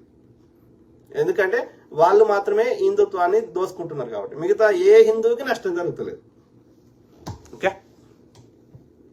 అర్థమైందా బ్రదర్? స్వామి పట్నాయక్ ఆర్వీఎస్పి. నీకు ఇంకా డౌట్లు ఉంటే నాకు కాల్ చేయి, లేదు అంటే మన ఇద్దరం కలిసి జూమ్ కాల్ పెట్టి లైవ్ పెడదాం. నువ్వు చెప్పేది డిబేట్ లాగా, నువ్వు చెప్పు, నేను చర్చ వేరు. ఈ యొక్క ఇది అరుచుకోవాల్సిన అవసరం లేదు. నీకు నచ్చింది నువ్వు చెప్పు, దానికి కౌంటర్ ఆన్సర్ నేను చెప్తా. నువ్వు చెప్పింది కరెక్టా, నేను చెప్పింది కరెక్టా అని ప్రజలు నిర్ణయిస్తారు. దాన్ని చర్చ అంటారు. లేదు నేను చెప్పిందే దాని కాకుండా ఆర్గ్యుమెంట్ ఎప్పుడవుతుంది? నేను చెప్పిందే కరెక్ట్ అని నువ్వు ఒప్పుకో అన్నప్పుడు ఆర్గ్యుమెంట్ అవుతుంది. అట్లా కాకుండా నువ్వు చెప్పాలని నువ్వు చెప్పు, నేను చెప్పేది నేను చెప్తా, ప్రజలు నిర్ణయిస్తారు ఎవరు చెప్పింది కరెక్ట్ అనేది. దాన్ని చర్చ అంటారు. చర్చించడం రాదు, ఆర్గ్యుమెంట్ చేస్తారు. ఆర్గ్యుమెంట్ ఎందుకు చేస్తారు? నేను చెప్పింది నువ్వు వినాలే, నేను చెప్పిందే కరెక్టు అంటే అప్పుడు ఆర్గ్యుమెంట్ వస్తుంది. అర్థమైందా? మహేందర్ గుండెల్లి, నమస్తే బ్రదర్. నమస్తే to all my brothers, sisters, friends, everyone. Okay.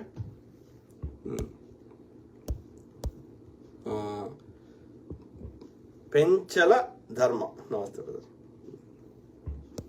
చదివి ఫాస్ట్. అశోక్ జ్ఞాత, ఈ బీజేపీ ఆర్ఎస్ఎస్ వల్ల దేశం మొత్తం నాశనం అవుతుంది. దశల వారీగా అన్ని విధాలుగా నాశనం అవడమే కాకుండా దేశం అంతర్యుద్ధంతో నాశనం అవుతుంది. కరెక్ట్. అందుకే ప్రజల్ని ఎడ్యుకేట్ చేద్దాము, వాళ్ళ ఉచ్చులో పడకుండా చేద్దాం. ఓకే. వాళ్ళకున్న ఒకే ఆయుధం చివరి ఆయుధం ఏంటంటే హిందువులని కొట్టాలి, ముస్లింలు కొట్టారని ప్రచారం చేయాలి. అది ఒకటే వాళ్ళకి మిగిలిన ఆయుధం. అది కూడా రివర్స్ అవుతుంది. ఎక్కువ కాలం చేయలేరు అది కూడా. ఎందుకంటే 11 ఏళ్ళ నుంచి నువ్వే అధికారం నుండి హిందువులకి వాడు కాంగ్రెస్ వాళ్ళు తిడితివి, మళ్ళీ నువ్వే అధికారం వచ్చినాక మళ్ళీ హిందువులకి ఎట్లా అవుతుంది అంటే నీ పరిపాలన లోపమే. కాబట్టి ఇంకా అది కూడా చేసేయడానికి నీకు అవకాశం లేదు. ఇక మళ్ళీ పాకిస్తాన్ కొట్టిండు, ముస్లిం కొట్టిన అనడానికి కూడా లేదు. ఎందుకంటే భారత ఆర్మీని నీ చేలో పెట్టినాము, పోలీసుని నీ చేలో పెట్టినాము, ఇన్వెస్టిగేషన్ ఏజెన్సీ నీ చేలో పెట్టినాము. ఇవి కాకుండా నీకు చెడ్డీ గ్యాంగ్, ఆర్ఎస్ గ్యాంగ్ ఉంది, అందులో 100 విభాగాలు ఉన్నాయి, బజరంగ దళం, ఇవి తొక్క. ఇంతమంది ఉండగా 10% కూడా లేనంతో ఎట్లా థ్రెట్ వస్తుంది అంటే నీకు పరిపాలన చేస్తలేదు అని అర్థం. సింపుల్. విచారణ జరగదు, దోషులకు శిక్షలు పడాయి. జరగక ముందు ఆపాలి, జరగక ముందు ఆపవు, జరిగినాక విచారణ చేయవు. కానీ కేవలం నీకు ఉన్న అమ్ముడువైన గోధుమ మీడియాలో చెత్త ప్రచారం చేస్తావు. ప్రజలకు అర్థం కదా, ఎల్లకాలం ఉల్లు చేయలేవు కదా. విజయ్ ఈడా, అన్న మీ సపోర్ట్కి no words. Thank you brother, thank you to everyone. Thank you brother. Vijay brother, కొట్లాడదాం. శివ వై, హాయ్ సార్, ఎలా ఉన్నారు? బాగున్నారు బ్రదర్. సో క్రిస్టఫర్ పాస్టర్ బాధపడుతున్నాడు, ఐ అండర్స్టాండ్. మోషే గుడిమెట్ల, మీ విశ్లేషణ చాలా బాగుంది బ్రదర్. Thank you brother. ఎవరు? JCHM Christopher pastor. అలాంటి వాళ్ళ పోరాటంలో ఏర్పడిన చెట్టు ఫలాలను తింటూ ఆ చెట్టే మతోన్మాద గొడ్డలితో నరికేస్తున్నారు. ఈ జనాలకు అర్థమయ్యేసరికి స్వాతంత్ర్యం వల్ల వచ్చిన నెమ్మది పోతుంది, అప్పుడు అర్థమవుతుంది. Correct brother, agree with you. Pastor brother. Habibullah Darvesh, you are said right bro. Yes, thank you. Rajesh ఏమంటున్నారు? మామిడి పెళ్లి. క్రైస్తవులందరూ ఒకే మాట మీద ఉండాలి. ఎవరైతే ప్రవీణ్ పగడాల కేసు ఏంటి బ్రదర్, రీఓపెన్ చేస్తారో వాళ్ళకే వచ్చే ఎన్నికల్లో ఓటు వేస్తామని క్రైస్తవులందరూ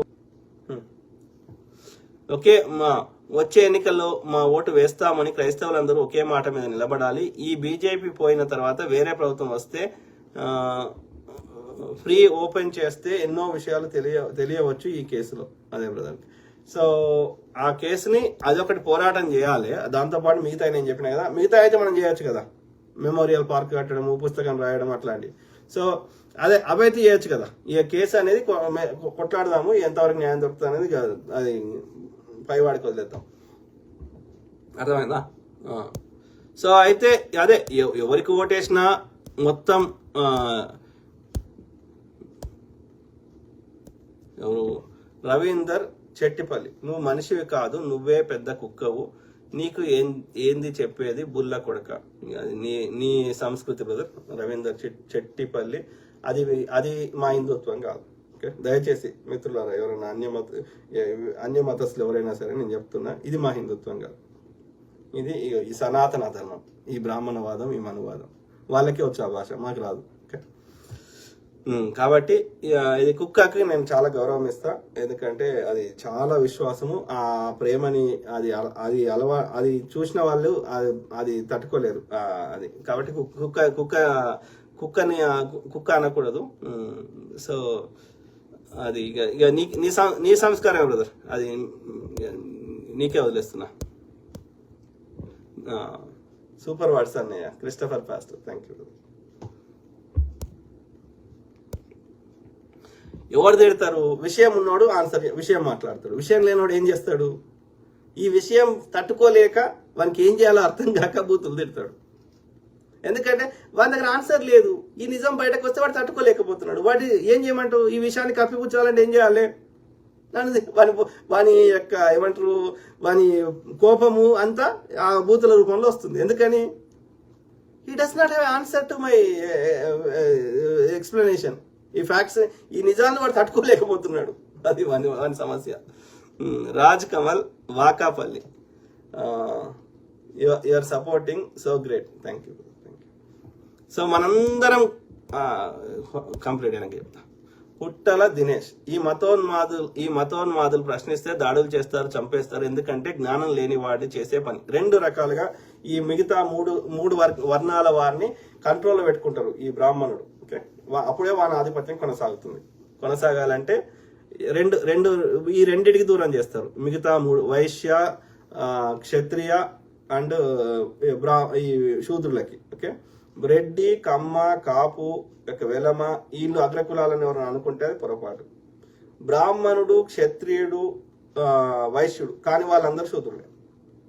సో ఇప్పుడు చెప్పిన రెడ్డి, కమ్మ, కాపు, వెలమ బ్రాహ్మణుల కాదు, క్షత్రియుల కాదు, అట్లనే వైశ్యుల కాదు.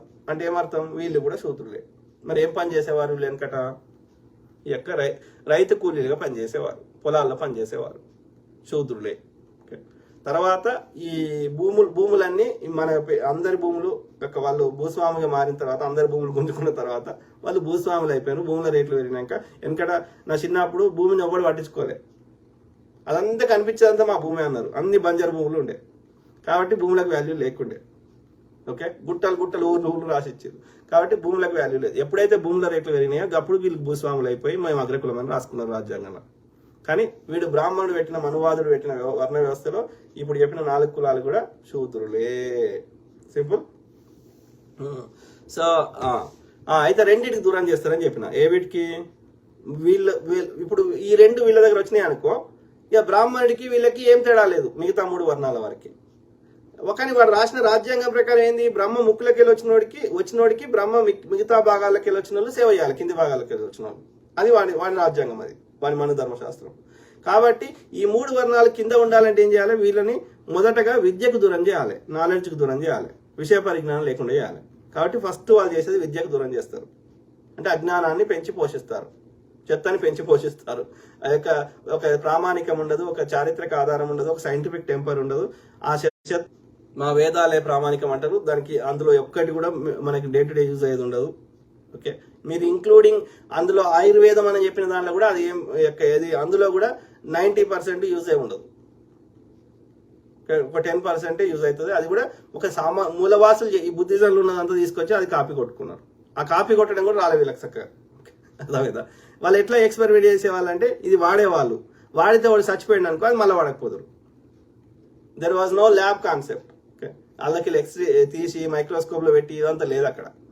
నీకు మందు ఇస్తారు, అది తగ్గితే నువ్వు బతికితే అది పనికి వచ్చినట్టు, తగ్గలేకపోతే చచ్చిపోయినావు అనుకో నెక్స్ట్ వాళ్ళకి ఇవ్వాలి. అంతే, ఎక్స్పెరిమెంట్ బేస్డ్ ఆన్ ఎక్స్పెరిమెంట్. కాబట్టి అది 100% అక్యురేట్ ఉంటుందా? ఉండకపోవచ్చు. ఓకే, మైక్రోస్కోప్ లో పెట్టి దాన్ని ప్రాసెస్ చేసి అందులో ఏమేమి ఉన్నాయి అనేది చూస్తే అది కరెక్ట్ వస్తుంది.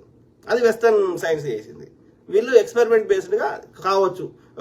చీకట్లో బాణం వేస్తే తగలవచ్చు, కొన్నిసార్లు తగలకపోవచ్చు. అట్లా. సో ఏది విద్యకు దూరం చేస్తారు ఫస్ట్ది. ఓకే, సమానత్వం రావద్దు అంటే నాలెడ్జ్కి దూరం చేస్తారు. రెండోది సంపదకు దూరం చేస్తారు. మన దగ్గర పైసలు లేకుండా చేస్తారు, మన దగ్గర జ్ఞానం లేకుండా చేస్తారు. ఈ రెండింటికి దూరం చేస్తారు వీళ్ళు. అదే మనం గ్రహించాలి. Okay, Naveen Paruchuri, thank you brother. Complete చేద్దాం, చాలా టైం అయినట్టుంది. అశోక్ కుమార్ అన్న, కోర్ట్స్ ద్వారా న్యాయం జరగదా? అన్ని ఆధారాలు మనం సేకరించి కోర్టుల కేసేస్తే అట్లాంటి కేసులలో విచారణకు రావు. ఎగ్జాంపుల్, ఇవిడ ప్రత్యూష కేసులో ఆమె ఆధారాలు లేకుండా చేసారు. ఆమె 25 ఏళ్ల నుంచి ఆ కేసు విచారణకు రాదు. వాళ్ళ అమ్మకు తెలుసు ఎవరు చంపారో, కానీ ఏం చేయలేని పరిస్థితి. కొట్లాడి విసిగి వేసారిపోయింది. సో అట్లనే ఈ యొక్క ఇది మన బిల్కిస్ బానో కేసులో వాళ్ళకి శిక్షలు వేసిన వాళ్ళని కూడా బయట వదిలేసారు. ఓకే, అట్లా ఎంతో మంది స్వామీజీలను వస్తున్నారు పోతున్నారు, డేరా బాబాలు ఇంకో బాబాలు. అది కాకుండా ఈ యొక్క ఇది అక్కడ కాంగ్రెస్ ఎంపీని అందరి ముందటినే ఆయన యొక్క 25 మందిని రక్షించే ప్రయత్నం చేస్తే గోద్రాలలో చంపేసారు. చంపేసినాక ఆయన భార్య మొన్న రీసెంట్గా చనిపోయింది. సో ఆమె 20 ఏళ్ళు కొట్లాడింది, ఆమెకు న్యాయం దొరకలేదు, ఆధారాలు ఉన్నాయి, అన్నీ ఉన్నాయి. పైగా ఇన్నిసార్లు మా కోర్టు సమయాన్ని వృధా చేసినాం అని చెప్పి ఆమెకే ఉల్టా ఫైన్ వేసారు. అట్లనే ఆడ సంజీవ్ భట్ అనేట ఆయన IPS అధికారి, ఆయన ఒక్కడే చెప్పిండు మోడీయే కావాలని గ్రౌండ్లో పోలీసులు లేకుండా చేసిండు అనేది.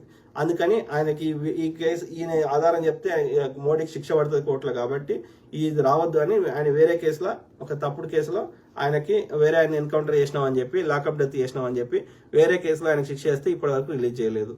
వాళ్ళ కూతురు ఎన్నోసార్లు కేసులు వేస్తే కూడా ఆ కేసులు ఉల్టా వాళ్ళ కూతురికే ఫైన్ వేసింది సుప్రీంకోర్టు, ఏమని మా కోర్టు సమయాన్ని వృధా చేయకు అని చెప్పి. సో ఇట్లా అనేక కేసులు ఉన్నాయి. ఇవాళ ఏది 2 బ్రాహ్మణ న్యాయవాదులని నడి రోడ్డు మీద హత్య చేశారు మొన్న ఒక 4 years బ్యాక్. ఇది హరీష్ రావు చేయించిండు, ఎందుకంటే ఆయన అన్ని కేసులు వేస్తున్నాడు వీళ్ళు భూములు కబ్జాలు పెడుతుంటే. సో అందుకని ఆ యొక్క పుట్ట మధుకర్ అనే ఒక గుండా రౌడీ మాజీ నక్సలైట్ ద్వారా చంపించిండు.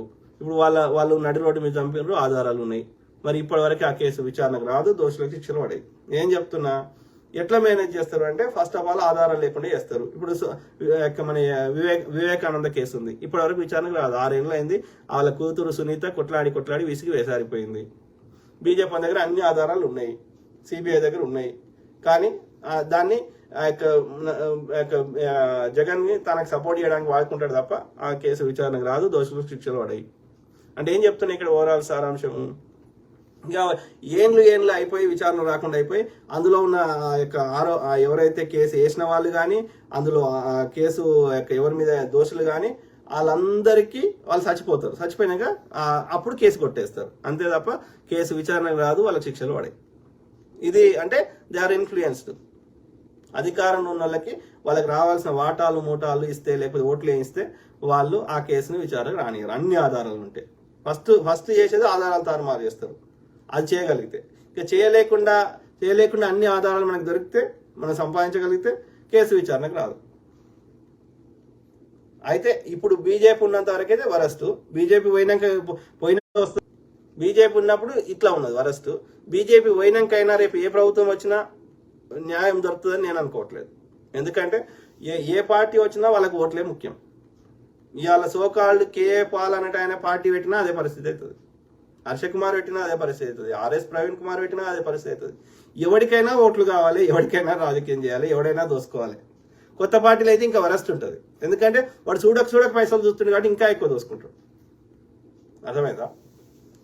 సో కాబట్టి ఇక మన భారతదేశంలో న్యాయము పేదవాడి తప్పు చిల్లర ఇవాళ కోట్లలో ఇవాళ శిక్షలు అనుభవిస్తున్నారు. మీరు ఏ జైలు కనవ్వండి, ఏ జైలు, రాజమండ్రి జైలుకి పోతారా, సెంట్రల్ జైలుకి పోతారా, లేకపోతే ఇక్కడ చెర్లపల్లికి పోతారా, ఇంకో దగ్గరికి పోండి.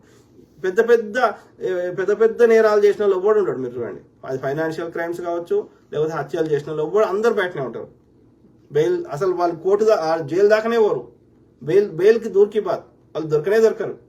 ఒకవేళ తప్పిదారి దొరికినా బెయిల్ తీసుకుంటారు, బయటకు వస్తారు. మీరు చూడండి, అన్ని చిల్లర పెట్టి దొంగతనాలు, కుటుంబ తగాదాల్లో ఆ ఆవేశం తట్టుకోలేక ఇది ఆ కోపంలో ఏదైనా చిన్న అది అంటే వాళ్ళకి ఇంటెన్షనల్, రెగ్యులర్ క్రిమినల్స్ కాదు, ఇంటెన్షనల్ చేసిన వాళ్ళు కాదు, లేదంటే చిన్న చిల్లర దొంగతనాలు చేసినాయి, లేదు అంటే కుటుంబ తగాదాల మధ్యలో ఆవేశంలో చంపడము, ఇట్లాంటి వాళ్ళే ఉంటారు తప్ప, పేదోళ్ళే ఉంటారు తప్ప. ఇలా ఎవరైతే BC SC ST అంటారో వీళ్ళే ఉంటారు తప్ప బడాబాబులు ఎవ్వరిని జైల్లో ఉండగా మీరు చూడండి, ఉండనే ఉండరు, ఏ జైలు కనవ్వండి. సో దాన్ని బట్టి ఏం అర్థమవుతుంది, న్యాయము అనేది ఏమంటారు, అది కొనుక్కోవచ్చు, చదువుని కొనుక్కోవచ్చు, న్యాయాన్ని కొనుక్కోవచ్చు, ఇంకోటి కొనుక్కోవచ్చు. అది నాకు అర్థమవుతుంది. మంచి న్యాయవాదిని పెట్టుకుంటే న్యాయం నీ సైడ్ వస్తుంది అంటే అర్థం ఏంది, మంచి న్యాయవాదికి తనకున్న కాంటాక్ట్ల ద్వారా మనం కట్టిన ఫీజులకి వెళ్ళి ఎంతో కొంత వాటాలు ఆ జడ్జిలకు ఇస్తే మనకి న్యాయము మనకు ఫేవర్గా దొరుకుతుంది. అంటే న్యాయాన్ని కొనుక్కోవచ్చు, చదువును కొనుక్కోవచ్చు, ఏదైనా కొనుక్కోవచ్చు అనేది మనకు అర్థమవుతుంది కదా. న్యాయం చెప్పడానికి ఫీజు ఎందుకు? జడ్జి 2 దిక్కుల ఆధారాలు చూసి జడ్జి తీర్పు ఇవ్వాలి, అంతే కదా జడ్జి చేయాల్సింది. దాంట్లో బెస్ట్ మంచి న్యాయవాదిని పెట్టుకుంటే, ఎక్కువ పైసలు కడితే ఎక్కువ మంచి న్యాయవాదిని పెట్టుకుంటే న్యాయం నాకు ఎందుకు దొరుకుతుంది? ఆధారం ముఖ్యం కదా.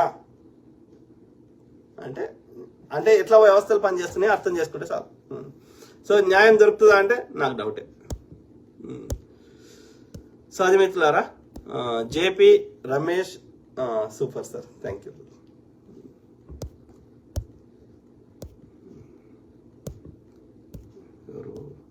తెలంగాణ శ్యామ్ పగిడిపల్లి అన్న, ఈ రోజు నైట్ నేహా సింగ్ రాథోడ్ గతంలో బీజేపీ పెట్టినటువంటి అక్రమ కేసుల మీద మాట్లాడండి. అవును, ఏదో ఒక ఆమె ఏదో ఆర్మీ రిలేటెడ్ ఏదో మాట్లాడింది కదా మొన్న ఇన్సిడెంట్, కానీ ఇప్పుడు ఆల్రెడీ మాట్లాడుతున్నాయి కదా, రేపు ఎప్పుడు మాట్లాడదాం. శ్యామ్ ఏమంటున్నావు శ్యామ్? తెలంగాణ శ్యామ్ పగిడిపల్లి పుల్వామా అటాక్ మీద మీ వాడుకున్న నరేంద్ర మోడీ ఏ విధంగా రాజకీయంగా లబ్ధి పొందాడు, ఇప్పుడు కాశ్మీర్ అది తర్వాత మాట్లాడదాం. మనము అది పుల్వామా అది మళ్ళీ మాట్లాడతా, ఇందులో మిక్స్ చేసి ఇది పాస్టర్ ప్రవీణ్ బ్రదర్కి మనము ఏమంటారు ఆయన గౌరవార్థం ఆయన రిలేటెడ్ మాట్లాడదాం. సో అదే శ్యామ్, నువ్వు అది పెట్టిన పుల్వామా, అది నిన్న పెట్టిన పహల్గామ్ది. సో అది మళ్ళీ ఎప్పుడైనా మాట్లాడదాం. ఈ లైవ్ ప్రవీణ్ బ్రదర్కి అంకితం. చాలా విన్నట్టున్నా, కంప్లీట్ చేద్దాం. లాస్ట్లో ఒక 2 ఉంటే చూద్దాం. ఇంటర్నెట్ సమస్య సతాయిస్తున్నాను. దేశద్రోహము, నేను హిందూ అంటూ అమెరికాలో మన వాళ్ళు చేసిన ప్రదర్శన గురించి ఒక ఎపిసోడ్ చేయండి అన్న. ఏమన్నా మీ దగ్గర ఏమైనా వీడియోనో లేకపోతే ఏమైనా ఇన్ఫర్మేషన్ ఉంటే షేర్ చేయండి బ్రదర్, నాకు తెలియదు ఎవరు చేశారో, అది ఏం చేశారో. నీల హరీష్ బ్రదర్ ఏమంటున్నారు? ఆర్య బ్రాహ్మణులు మనువాదులు ఎంత నీచమైన వాళ్ళు అంటే, చేసేది తప్పు అని ఆధారాలు చూపిస్తే సొంత కుటుంబానికి కూడా చంపే క్రూరమైన మనస్తత్వం వాళ్ళది. ముస్లింల కన్నా ఎక్కువగా బీఫ్ మాంసం తినేది ఈ ఆర్య బ్రాహ్మణులే, దాన్ని బయటకు తెలియనియకుండా దొంగ మాటలు. భారతదేశం 2nd largest beef export, third Brazil, America, తర్వాత భారత్ అనుకుంటా, లేకపోతే బ్రెజిల్, ఇండియా అండ్ అమెరికా అనుకుంటా, రెండవది అనుకుంటా ఎక్స్పోర్ట్లో. ఈ భారతదేశంలో అన్ని బీఫ్ కంపెనీలు ఆర్య బ్రాహ్మణులే. అదేనా? ఇక్కడ మన మెదక్లో ఉంటుంది, ఆయన పేరు అల్ కబీర్, ఆయన పేరు సబర్వాల్, స్మితా సబర్వాల్ ఉంది కదా, ఇలా వాళ్ళ సంబంధించిన అంటే నార్త్ ఇండియన్ ఆర్య బ్రాహ్మణులు ఇక్కడ సెటిల్ అయింది. కానీ బట్ ఇట్లా అన్ని ఆర్య బ్రాహ్మణులే బీఫ్ ఎక్స్పోర్ట్ కంపెనీ. ప్లస్ వెనకట ఈ అందరూ ఈ బుద్ధిజం జైనిజంలకి పోతుండ్రు అని భయపడి రాజులతో సహా అని ఈ బ్రాహ్మణులు మనం ఇక్కడ నుంచి తినొద్దు అని నిబంధన పెట్టుకున్నారు. కానీ అంతకుముందు ఈ బలులు ఇచ్చి, ఓకే, అశ్వమేధ యాగం అంటే ఏందో చదవండి, మహాభారతంలో రామాయణం రెండిట్లు ఉంటుంది, రాజసూయ యాగం ఇట్లాంటి. ఏం చేస్తారు అశ్వాన్ని, ఏం చేస్తారో చదవండి, సింపుల్. అశ్వాన్ని వదిలేస్తారు, అశ్వమేధ తిరుగుతుంది, ఆ రాజుకి ఎంతది. ఆ తర్వాత ఈ బ్రాహ్మణుడు యజ్ఞం చేస్తాడు, యజ్ఞం చేసిన తర్వాత దాన్ని ఆ రాణితో సంభోగం చేయించి ఆ తర్వాత దాన్ని చంపి ఆ మాంసాన్ని వాళ్ళు తిని అందరికి పంచిపెట్టేవారు. అట్లా ఏ స్థాయికి వచ్చింది ఒక స్థాయిలో అంటే, ఇది వ్యవసాయం చేయడానికి జంతువులు లేని స్థాయికి బలిచ్చారు. ఆ హింసను చూడలేక రాజులతో సహా బుద్ధిజం జైనిజులకు వెళ్ళిపోయారు. అది వాళ్ళు అహింస బోధిస్తారు కాబట్టి. అర్థమైందా? సో అంటే ఎంత క్రూరంగా ఉన్నారో వీళ్ళు అర్థం చేసుకోండి. కరెక్ట్ బ్రదర్, నీలా హరీష్ బ్రదర్. సో అది మిత్రులారా, కంప్లీట్ చేద్దాం, చాలా టైం అయినట్టుంది. ముప్పిడి శ్రీను, ఇలా అయితే న్యాయం ఎలా జరుగుతుంది అన్న? ఎలా జరుగుతుంది? అట్లీస్ట్ న్యాయం కోసం పోరాటం చేయాలి. ఎవరైతే టీవీలకు వచ్చి కొంచెం పెద్ద ఉన్నత ప్రవీణ్ బ్రదర్ వాళ్ళకి సంబంధించిన అత్యంత సన్నిహితులము, మేము 30 ఏళ్ళ నుంచి సహవాసం ఉంది అని మాట్లాడుతున్న వాళ్ళు కానీ, ప్రవీణ్ బ్రదర్ పేరు మీద తమ యూట్యూబ్లో ఛానల్స్ వ్యూస్ పెంచుకొని బతుకుతున్న వాళ్ళు కానీ, లేకపోతే ఆ అపాలజిస్టిక్స్ కానీ, వీళ్ళందరూ ఒక middle class, below middle clause type వాళ్ళు. ఓకే, సో వాళ్ళు అందరు కలెక్టివ్గా కొన్ని డబ్బులు కలెక్ట్ చేసి ఏమైనా చేయగలుగుతారా? ఇప్పుడు నేను చెప్పినవి, ఒక మెమోరియల్ పార్కు, ఒక మ్యూజియము, ఒక లైబ్రరీ, ఒక పుస్తకము, ఆయన జీవిత చరిత్ర, ఇట్లాంటివి అయితే చేయొచ్చు కదా ఆయన జ్ఞాపకార్థం. దాంతోపాటు మేము ప్రతినిధులమని ప్రెస్ కాన్ఫరెన్స్ పెట్టి ఇంకా గట్టిగా మాట్లాడుతున్న ముగ్గురు ఐడెంటిఫై అయ్యారు మనకు, ముగ్గురు ఏమంటారు లీడర్స్ లాగా. ఏది ex-IAS విజయ్ కుమార్ గారు, ఆయన లేబర్ కాంగ్రెస్ పార్టీ అని పెట్టుకున్నాడు. ఈ లేబర్ కాంగ్రెస్ పార్టీ తరఫున అని ప్రతి ప్రెస్ కాన్ఫరెన్స్ లో 4 సార్లు చెప్తున్నాడు.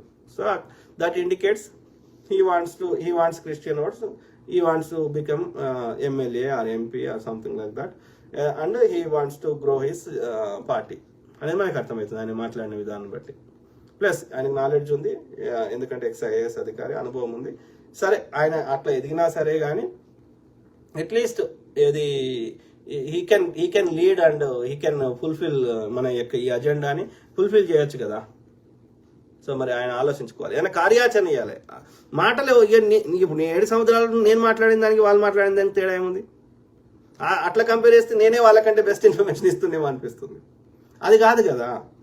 We have to put in to some actions కదా, కార్యాచరణ ఉండాలి కదా. యాక్షన్ స్పీక్ లౌడర్ కదా. ఇంకా అట్లనే ఎక్స్ ఎంపీ హర్ష కుమార్ గారు డెఫినెట్లీ ఆయనకు నాకు కూడా ప్రవీణ్ బ్రదర్ ఆయన చనిపోయినాకనే ఆయన ప్రవీణ్ బ్రదర్ అని తెలిసింది. అంతకంటే ముందు ఆయన వీడియో చూసిన 3 ఏళ్ల కింద రక్షణ టీవీలో బ్రిటిష్ వాడి చట్టాల గురించి కానీ ఆయన పేరు ప్రవీణ్ బ్రదర్ అని నాకు తెలియదు. చనిపోయినాక ప్రవీణ్ ప్రగడాల చనిపోయినట్టు ఎవరు అని గూగుల్లో రీసెర్చ్ చేస్తే అప్పుడు అర్థమైంది, ఐ సీన్ హిమ్ అని. సో అర్థమైందా? సో అట్లనే హర్ష కుమార్ గారు కూడా నాకు ఆయన ఎవరో తెలియదు, గతంలో తెలియదు. సో ఆయన తర్వాత తెలిసింది. ఎస్, ఆయన కూడా మంచి వాయిస్ ఇస్తున్నాడు. ఇక ఆయనకు కూడా రాజకీయంగా మళ్ళీ గెలవాలని ఆశ ఉంటుంది ఎట్లయినా. సో వాళ్ళ నియోజకవర్గంలో ఆంధ్రప్రదేశ్లో ఎక్కువనే ఉన్నారు క్రిస్టియన్ జనాభా. సో డెఫినెట్లీ ఆయనకు కూడా ఎదగాలనుకుంటున్నాను, నేను తప్పు పడతలేను. But at the same time do something more concrete. ఇంకా కేఏ పాల్ గారు అయితే డైరెక్ట్గా ఆయన పిఎం కావాలి, సీఎం కావాలి అంటున్నాడు. ఎమ్మెల్యే ఎంపీ కూడా కదా ఆయన స్థాయి, ఆయన ఇంటర్నేషనల్ స్థాయి. ఇక ఆయన విజ్ఞతకి వదిలేద్దాం. అట్లీస్ట్ వీళ్ళకున్న ఇన్ఫ్లుయెన్స్ని వీళ్ళకున్న దాన్ని వాడి నిజంగా ప్రవీణ్ బ్రదర్కి ఏమైనా చర్యలు చేయండి. ఉట్టి మాటలు గట్టి పెట్టబోయి గట్టి మీద తలపెట్టబోయి అన్నారు. ఓకే, గురజాడ అప్పారావు గారు కదా. సో అది మిత్రులారా.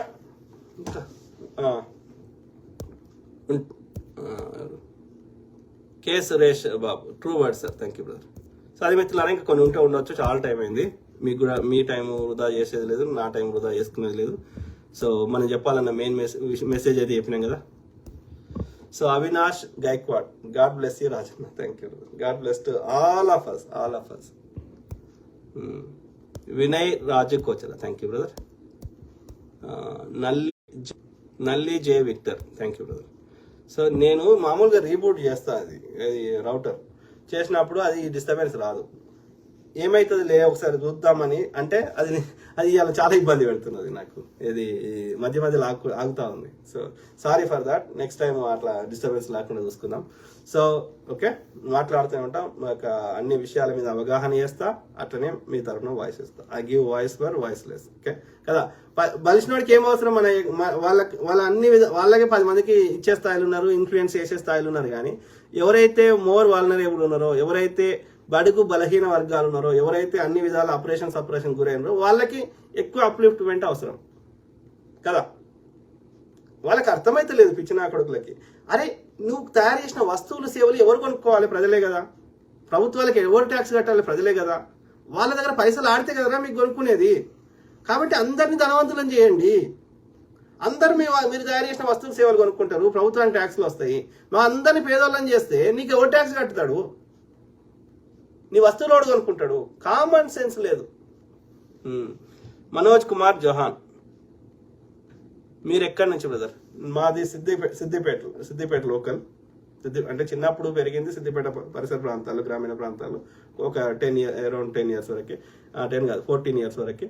సో 14 years నుంచి నేను అమెరికా వచ్చేంత వరకు, అంటే ఒక 9th class నుంచి 8th class నుంచి ఇంజనీరింగ్ అయిపోయేదాకా నేను సిద్దిపేటకి చుట్టంగా వచ్చేటోని. 10th అయిపోయాక ఇంటర్మీడియట్ నుంచి హైదరాబాద్లో చదువుకున్నా. ఇది మన వైఎంసీ దగ్గర ఉంటుంది, నవ చైతన్య కాలేజ్ అని. మన ఎక్కడది వైఎంసీ అంటారు కదా అని, నారాయణగూడ కంటే కొంచెం పైన. సో అట్లా ఇంటర్మీడియట్. ఇంజనీరింగ్ ఏమో ఓయూ క్యాంపస్ బయోమెడికల్ ఇంజనీరింగ్. అక్కడ అయిపోయాక అమెరికాకి వచ్చిన మాస్టర్ చేయడానికి. సో 2001 నుంచి 2001 నుంచి అమెరికాలోనే ఉన్నా. అంటే విజిటింగ్ వచ్చినా కానీ బట్ అమెరికాలోనే ఉన్నా. ఎస్. సో కానీ మా పేరెంట్స్ సిద్దిపేటలో ఉంటారు. సో నాకు 2 చెల్లెళ్ళు, ఒక చెల్లె సిద్దిపేటలో ఉంటుంది, ఇంకో చెల్లె సికింద్రాబాద్ ఉంటుంది, హైదరాబాద్. సో అది నా నేపథ్యం, బ్యాక్గ్రౌండ్. సో 20 ఏళ్ళు సాఫ్ట్వేర్లో పనిచేసిన. So N Swami Chandra, voice output super, thank you brother. So అది మిత్రులారా. సో ఐ కీప్ టాకింగ్, మాట్లాడుతూనే ఉంటా.